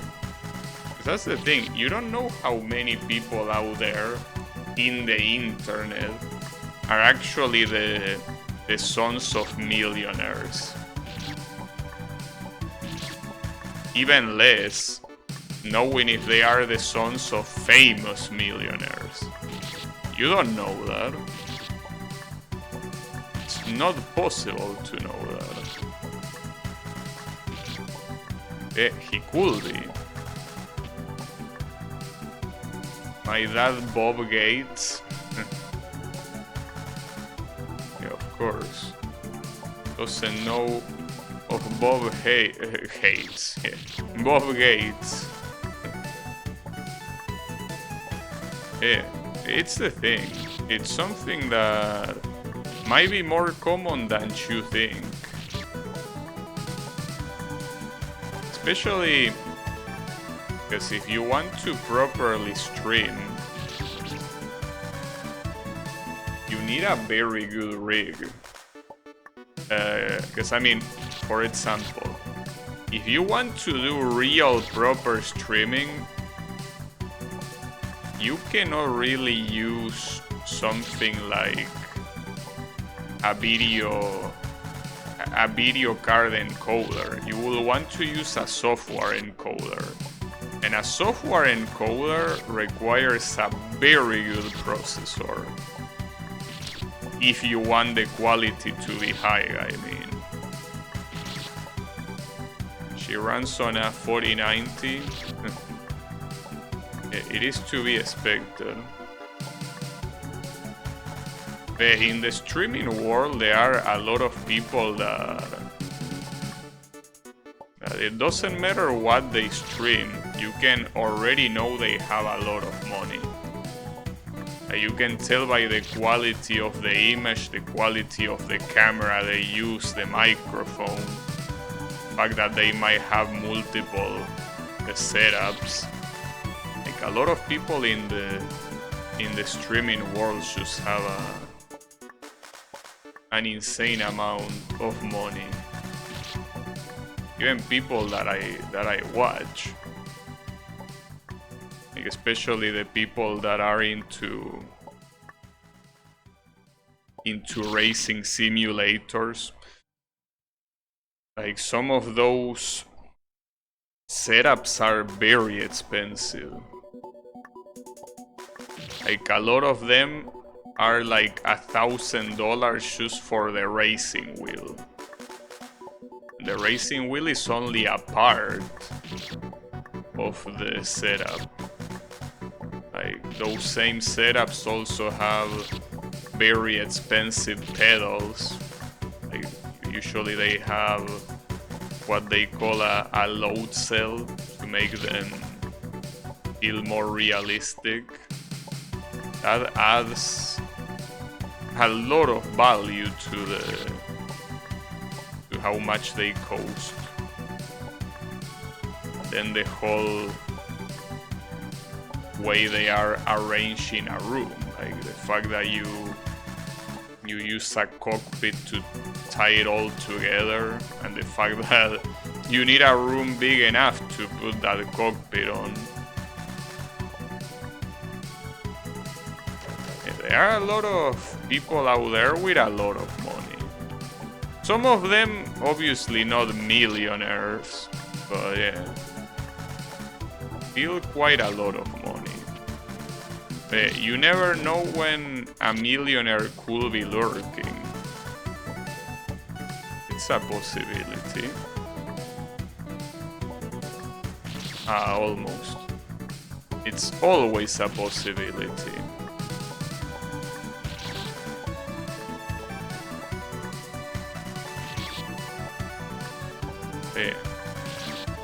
If anyone is a millionaire, they probably wouldn't let you know.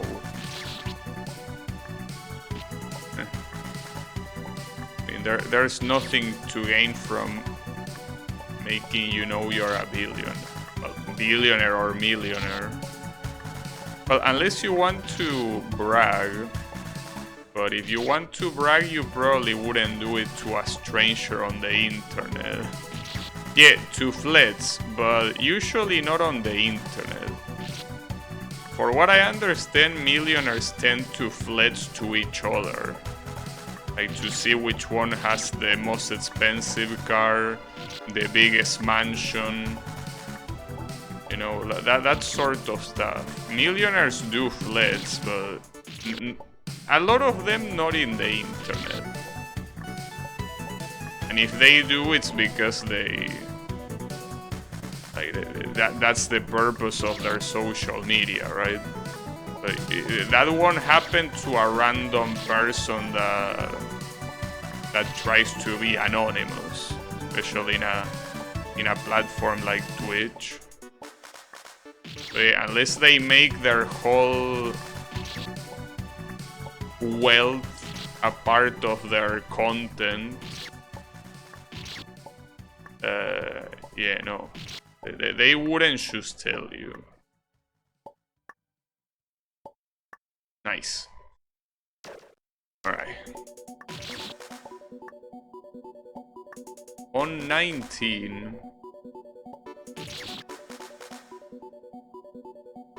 You will think what I will think. Will I think?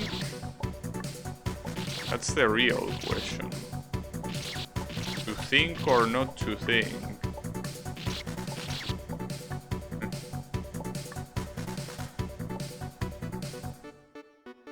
I'm pretty sure that the whole millionaires fledge to each other is true. People brag their wealth all the time over minute things. Yeah, but it's a different thing to say something like, I have a 4090. If you weren't a pleb, you will have one too. That is one thing. And another thing is just saying, yeah, I choose, you know, I earn $1 million a month. That's not something someone will say on Twitch randomly. Well, unless, you know, as a joke. People do that. Yeah, but people that are not anonymous do that. Like, yeah. That's the thing. Those people don't do it anonymously. You just don't have a random person in Twitch chat showing that shit. You will probably have an Instagram personality do that. Not someone that just randomly goes on Twitch. Because there's nothing to gain from that. Will want to do that where people can actually see you and probably know who you are, you know. But yeah, like you, Draynor, probably wouldn't do it here in this chat. Like if you were a millionaire, well, I don't know if you are, maybe you are, but the point is that millionaire, if you were a millionaire, you will do it on your own social media. You wouldn't do it in this sorry ass channel, you know. That's what I'm trying to say.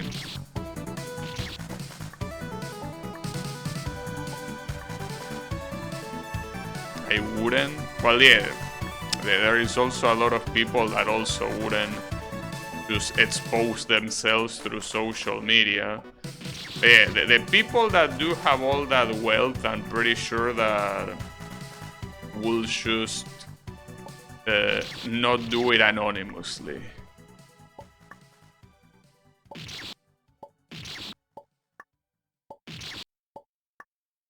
Sometimes it's crazy to think that there are people with so much money. Millionaires flexing are kind of new rich people. Real OGs don't flex. That depends on what you mean by the real OGs. But yeah. You gotta keep in mind that a lot of millionaires, even if it's not on social media, they love flexing to their millionaire neighbors. Like, they always compare the shit they have. Well, in fact, someone told an anecdote, I don't remember where, but that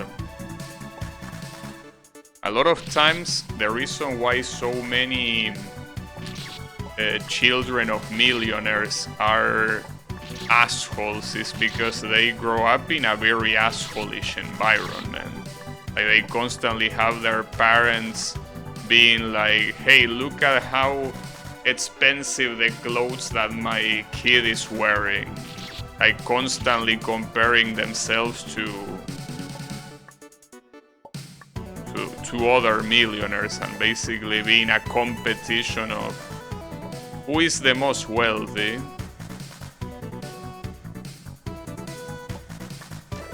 Growing up in an environment like that is not a very... I mean, well, at least you mostly have your survival guaranteed, assuming that you don't get hunted down by someone with a revenge on your family or whatever. But aside from that, yeah, you grow up in a very asshole-ish environment. And also surrounded by people that mostly don't really care about you. But that could happen with or without money, you know. You could grow up in a piss-poor neighborhood and still have people constantly comparing the little wealth they have to others. You don't have to be a millionaire for that. Those people are a joke. Well, yeah, but they exist. The father of one of my exes is a millionaire, and he will always say the key is not let people know how rich you really are. Yeah, but it depends on what you consider, like, what's people at that point. Because if people are what they will consider plebs, then yes, clearly letting you know how rich they are is not a good idea. But against other millionaires, I don't know. Not to mention that they probably will know. Just looking at lifestyles, right?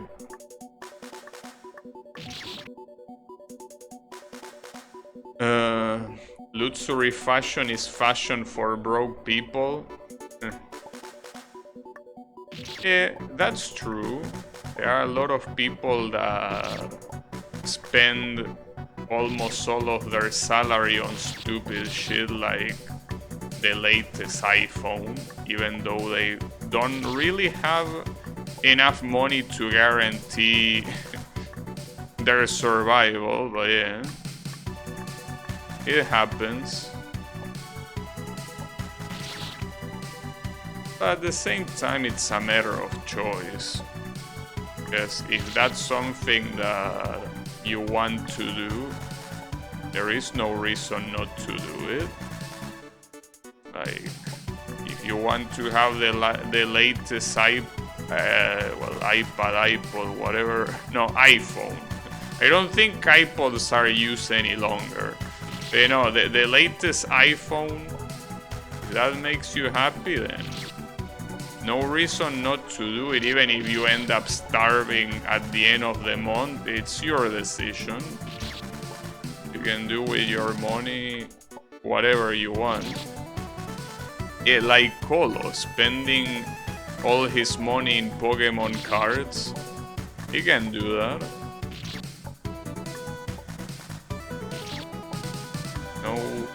No shame on that. But yeah.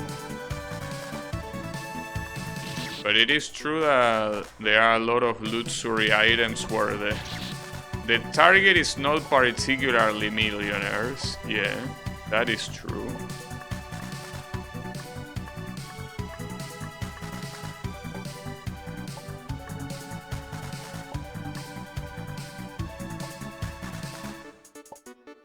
Ah, damn it. I jumped too soon. But yeah, you do need to double jump, like to the left of the bottom spike. Yeah, I did it too soon. I spend it on games I don't entirely play too. But at least with that one you can have the excuse that you might eventually play it. You are a millionaire in pesos, does that count? I don't think that counts anymore, no. I'm afraid that... yeah. And at some point I thought that being a millionaire in pesos was a goal to reach, but yeah. Well, I mean, you can say it's a goal to reach if you want to live comfortably.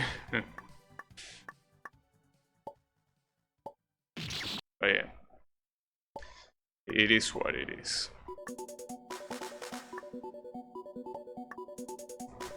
Yeah, we made it, bro. You just needed to believe in yourself. Indeed. You just needed to believe. It was that easy. Just needed to wait for a government that completely overshoot the value of the dollar. Indeed. We made it. I'm jumping too high on that second jump.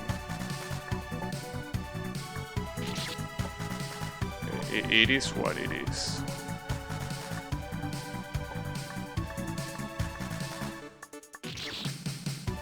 So I think that if it's possible, a good objective for today will be reaching the next area. I mean, it will be a cool place to live it on level 21. But yeah, that depends. Well, first of all, I need to beat this checkpoint that I was very close to, but it's still not over. And then whatever comes afterwards. But with this type of games, you never know. What comes afterwards could be way worse even. But by worse, I mean harder. That was such a dumb death. I am looking forward to knowing when is the next time that I'm gonna stream this. Nice. Well done. Okay, and this one has at least 2 checkpoints. Also wonder how many of these checkpoints happen after the game was already done.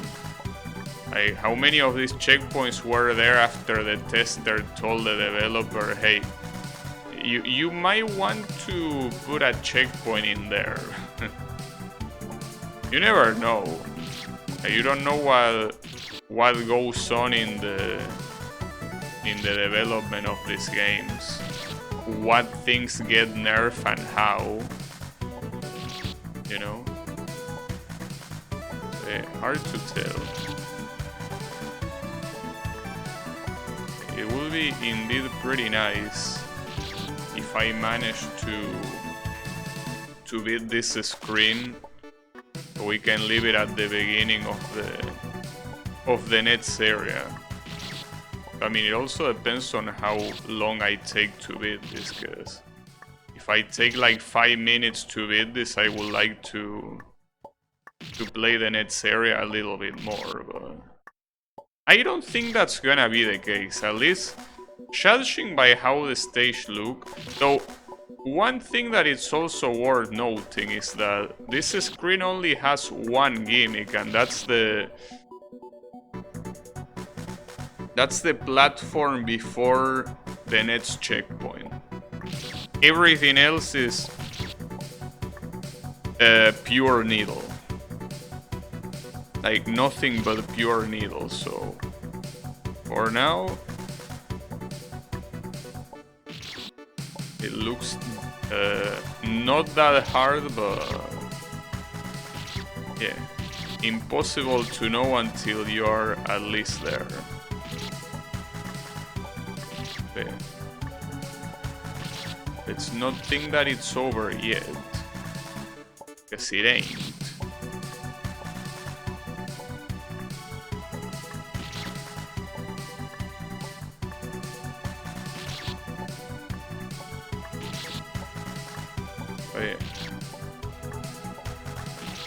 So now that I think about it, doing this game on Mondays might be a bad idea.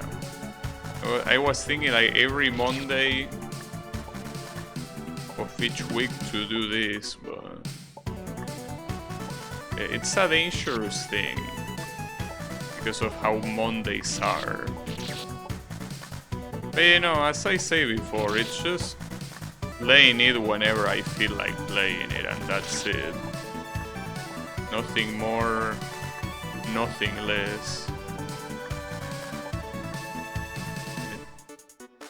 But yeah, what matters is not forcing myself to play it one day that I just don't feel like playing it, right?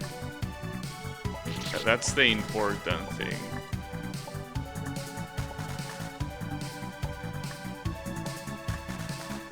Damn it, I completely missed the jump.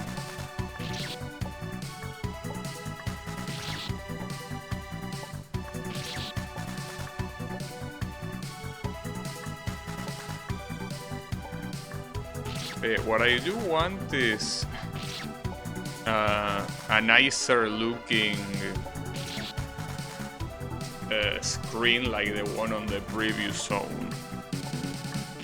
I feel like the neon one, well, maybe the neon one will look a little bit better. Well, I don't know if I should even call this neon. This one is just more like minimalistic, but would prefer it if the background probably wasn't so dark. I know that it's like that to contrast it, but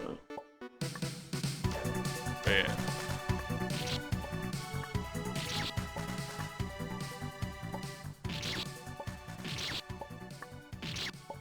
I mean, usually I'm not a fan of dark backgrounds, that's the thing. It's kind of like when you stop looking at it and you look like out of the screen, like it feels like you just got thrown a flashbang. You know, not a big fan of flashbangs particularly. That's why I prefer usually bright backgrounds whenever it's possible, right?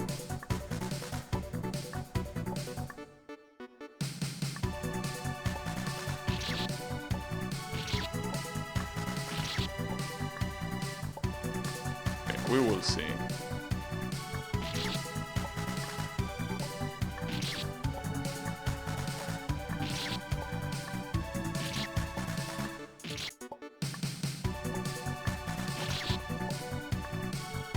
I still don't know if tomorrow I should start Portal or not. I don't know if I want to play Portal yet. I mean, even though I should finish Half-Life 2, Episode 2, Portal will be sick.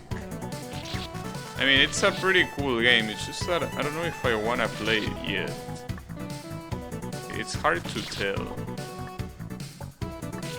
But at the same time, I don't know if I have many other ideas in mind.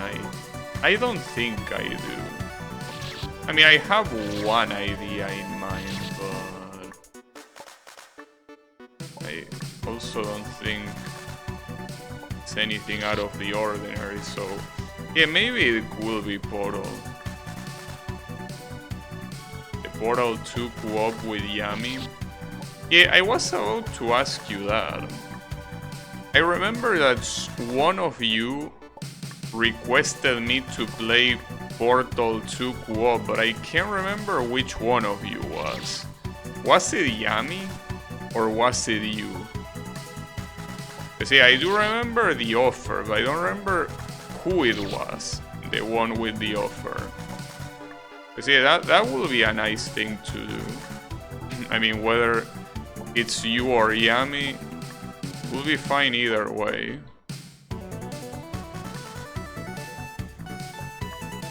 Nice.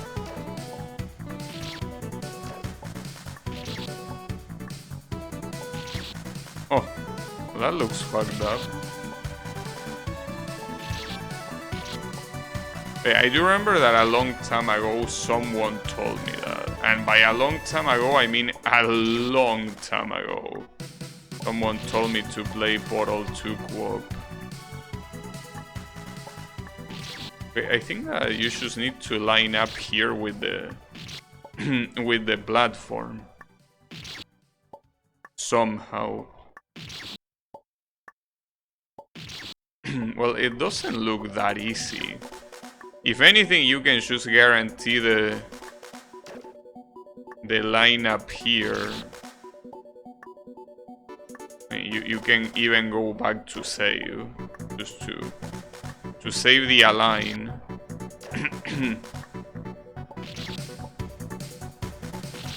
My throat is also, for some reason, giving up. It just feels like it.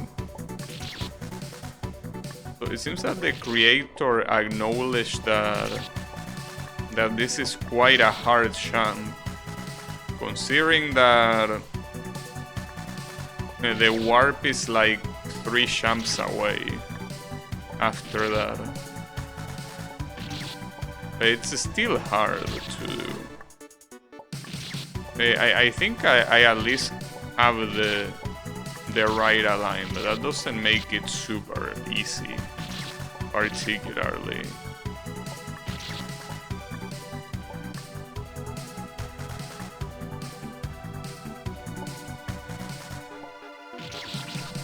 I can't believe it. I was so confident that I was gonna hit the portal. In fact, that's precisely why I didn't double jump. I'm like, no, if I double jump, I'm gonna fuck it up, but no. So that was a very clean jump, and it still wasn't enough. So I definitely do need to double jump that. Damn it. That last jump doesn't look that hard. It's just a matter of doing it. Double jump too early.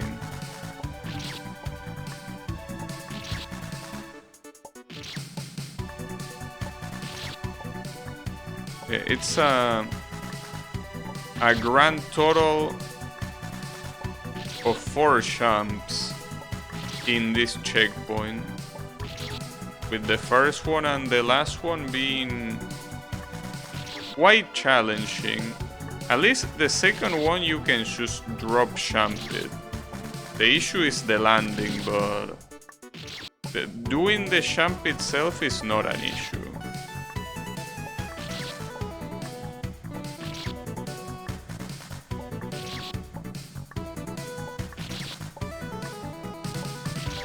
Then this first jump looks so insanely random.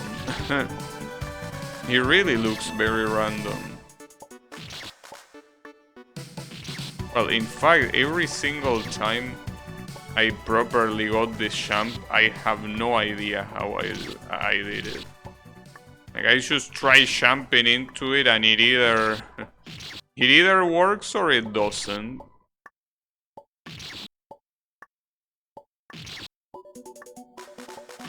But yeah, no, I have no clue what's the formula for this.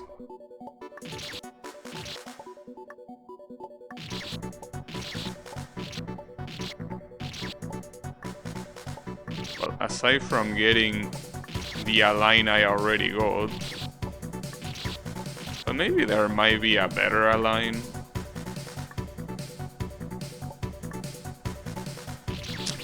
I cannot double jump in time. I tried double jump, but I did it too late. The thing about aligns is, since I'm not an align expert, if there is an align that works, I don't want to change it.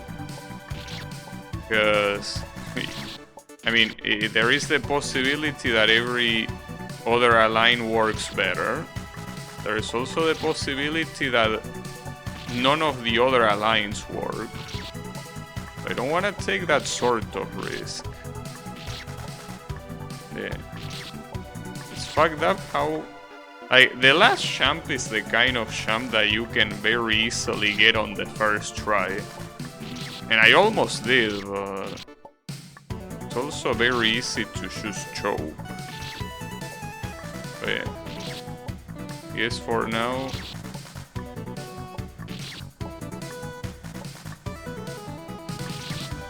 that you kinda just want to go neutral on this first jump.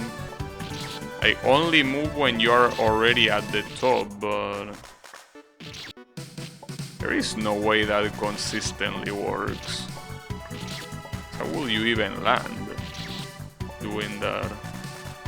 Well, not to mention actually that if you neutrally go up, you will hit the spike that is at the top, obviously. You cannot even do that. Like, it's just an extremely fucked up jump. I wouldn't be surprised if this is one of the hardest jumps in the game. Because obviously the fact that it's at the beginning of a checkpoint makes it retrying it not that much of a pain. I mean, it is still a pain, but it would be worse if this was at the very end of a checkpoint. Don't know if it was me, but I would love to as well. Although I played it before a long time ago and might still remember stuff. Well, I don't know about that. All I know is that I never played the co-op levels of Portal 2. Too early on the double jump, god damn it. It feels like I'm doing it on purpose, like taking a long time on this level just to end it on the stream's end. It's fucked up because I could have easily finished this level like 10 minutes ago or something like that. It's just that final jump already fucked me up 3 times, and well, this initial jump is just very messed up, no matter how you look at it.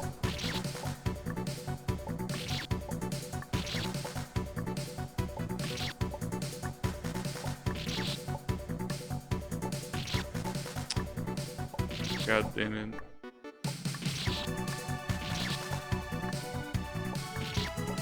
This champ is definitely a very RNG champ. Because this thing is kinda like picking up a corner champ, a diagonal, and a gate champ all at the same time. It really feels like you're doing all of those champs in one. It's very annoying.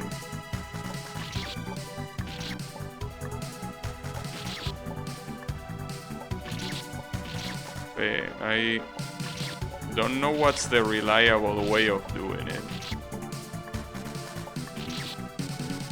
Slow replies because I'm doing a multi, no problem. And the only slow thing I'm worried about here is my current progress. That's a worrying thing.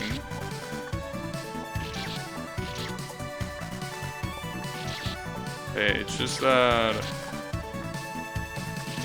I feel like you shouldn't have done this champ. Or at least not on this screen. Like, this is just an extremely hard champ. I really don't know, as I say, if there is a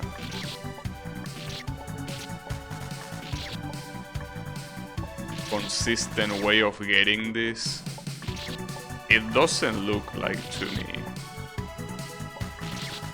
But there most likely is, but it looks extremely messed up. This is definitely the kind of champ that will make the game better by not being here. Without a doubt. Though at the same time... Well, see, here's the thing. What I will personally do here is instead of having a checkpoint here for this sequence of champs, I will remove that champ and just remove the checkpoint as well. I feel like that will be actually easier than having this champ and checkpoint here. At the same time though, it is true that I should have beaten this checkpoint the first time I got to the portal and I failed, but then basically goes through that from that to all, like, maybe not being able to beat it. I think that's the reason, or at least the proof of why a champ like this is not a good idea. It's just not a good thing that you can go from beating something in 5 minutes to beating it in an hour. Simply because the champ is so inconsistent, right? Yeah, I don't know. In fact, right now I'm doubting if I can even reach the net zone on this stream. Probably not. I don't know. Here I was thinking that I probably needed to play a couple of floors on the net zone, but you know, this champ is bad. I just gotta say that it's a bad champ.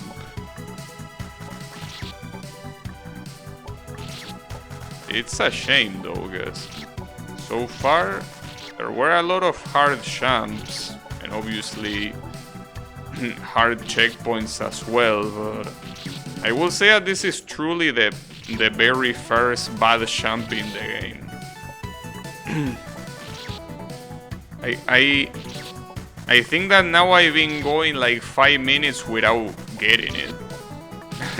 Like, that's so messed up. 5 whole minutes without getting this champ once. I have no idea how I did it earlier in the first place.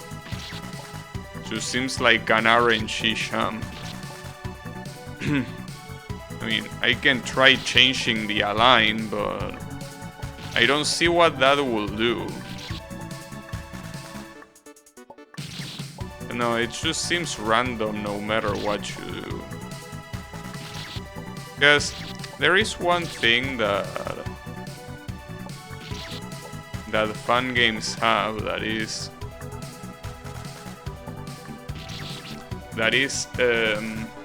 vertical jumps with only one, like the smallest possible room to go through them. Like, I actually don't know if this one is pixel perfect, maybe not. But like, basically having the distance in a vertical jump between two spikes being like that, it means that you're pretty much leaving it to randomness, because it's just very hard to humanly make this jump consistently. Like, why did it have to even happen at the end of the stream? Like, if this happened anywhere else in the stream, I probably wouldn't have ended it with a sour taste, but this really leaves a sour taste. This stupid ass jump. It's so unnecessary.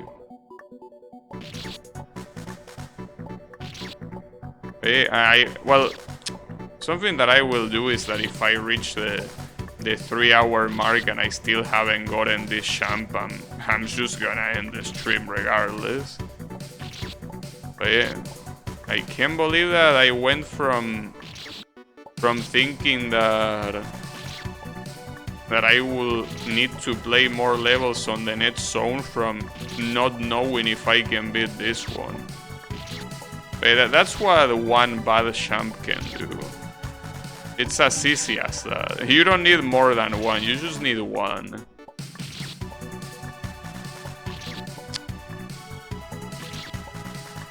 And I can guarantee you that I'm pretty sure that on the next 30 floors there's not gonna be a jump like this one. I mean, it's hard to know, to predict, but there might be checkpoints that are almost as hard as this one, but not because of a single jump. I can definitely tell you that. Like, this thing right now just feels like I'm playing the lottery. Why do you have to do that, dude? It was as simple as not doing this jump. And I'm pretty sure that when you're a creator, you know how some jumps would be better if they weren't there. But you just go with it because you're like, yeah, it's okay, it's not that hard actually. But yeah, this one, you shouldn't have put it. You shouldn't have bothered. I mean, if there was a platform here at least, but no.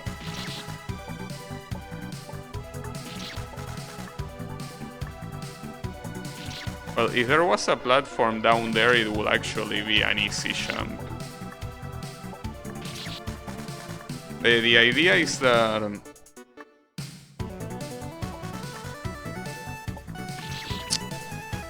I cannot do the last jump either. I just cannot, for the life of me, do that last jump, even though it's way easier than the first one. Right? I just cannot do it.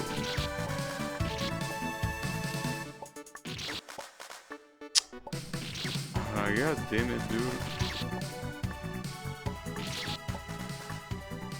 Having such luck that the last checkpoint of the stream is a checkpoint like this. Because now I feel like I don't want to touch this game until at least a month after something like this. God damn it. Why are you like that? For what reason?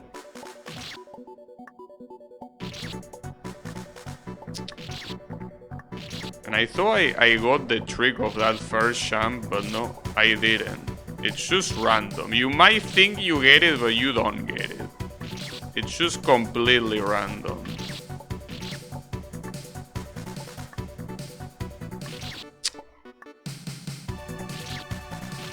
I can understand doing a short jump and kinda stopping in the middle of the two spikes and then doing the double jump. But even something like that, like the whole point of being in the middle of two spikes with a distance like that, it's just extremely precise. Like, even if it might not be pixel perfect, and I don't know if it is or not, I can tell you that it feels like it. And I mean, by pixel perfect, I don't mean the jump itself, but rather lining up between the two spikes. That's what feels pixel perfect. And it might be, I don't know, I mean, after all, it's not like...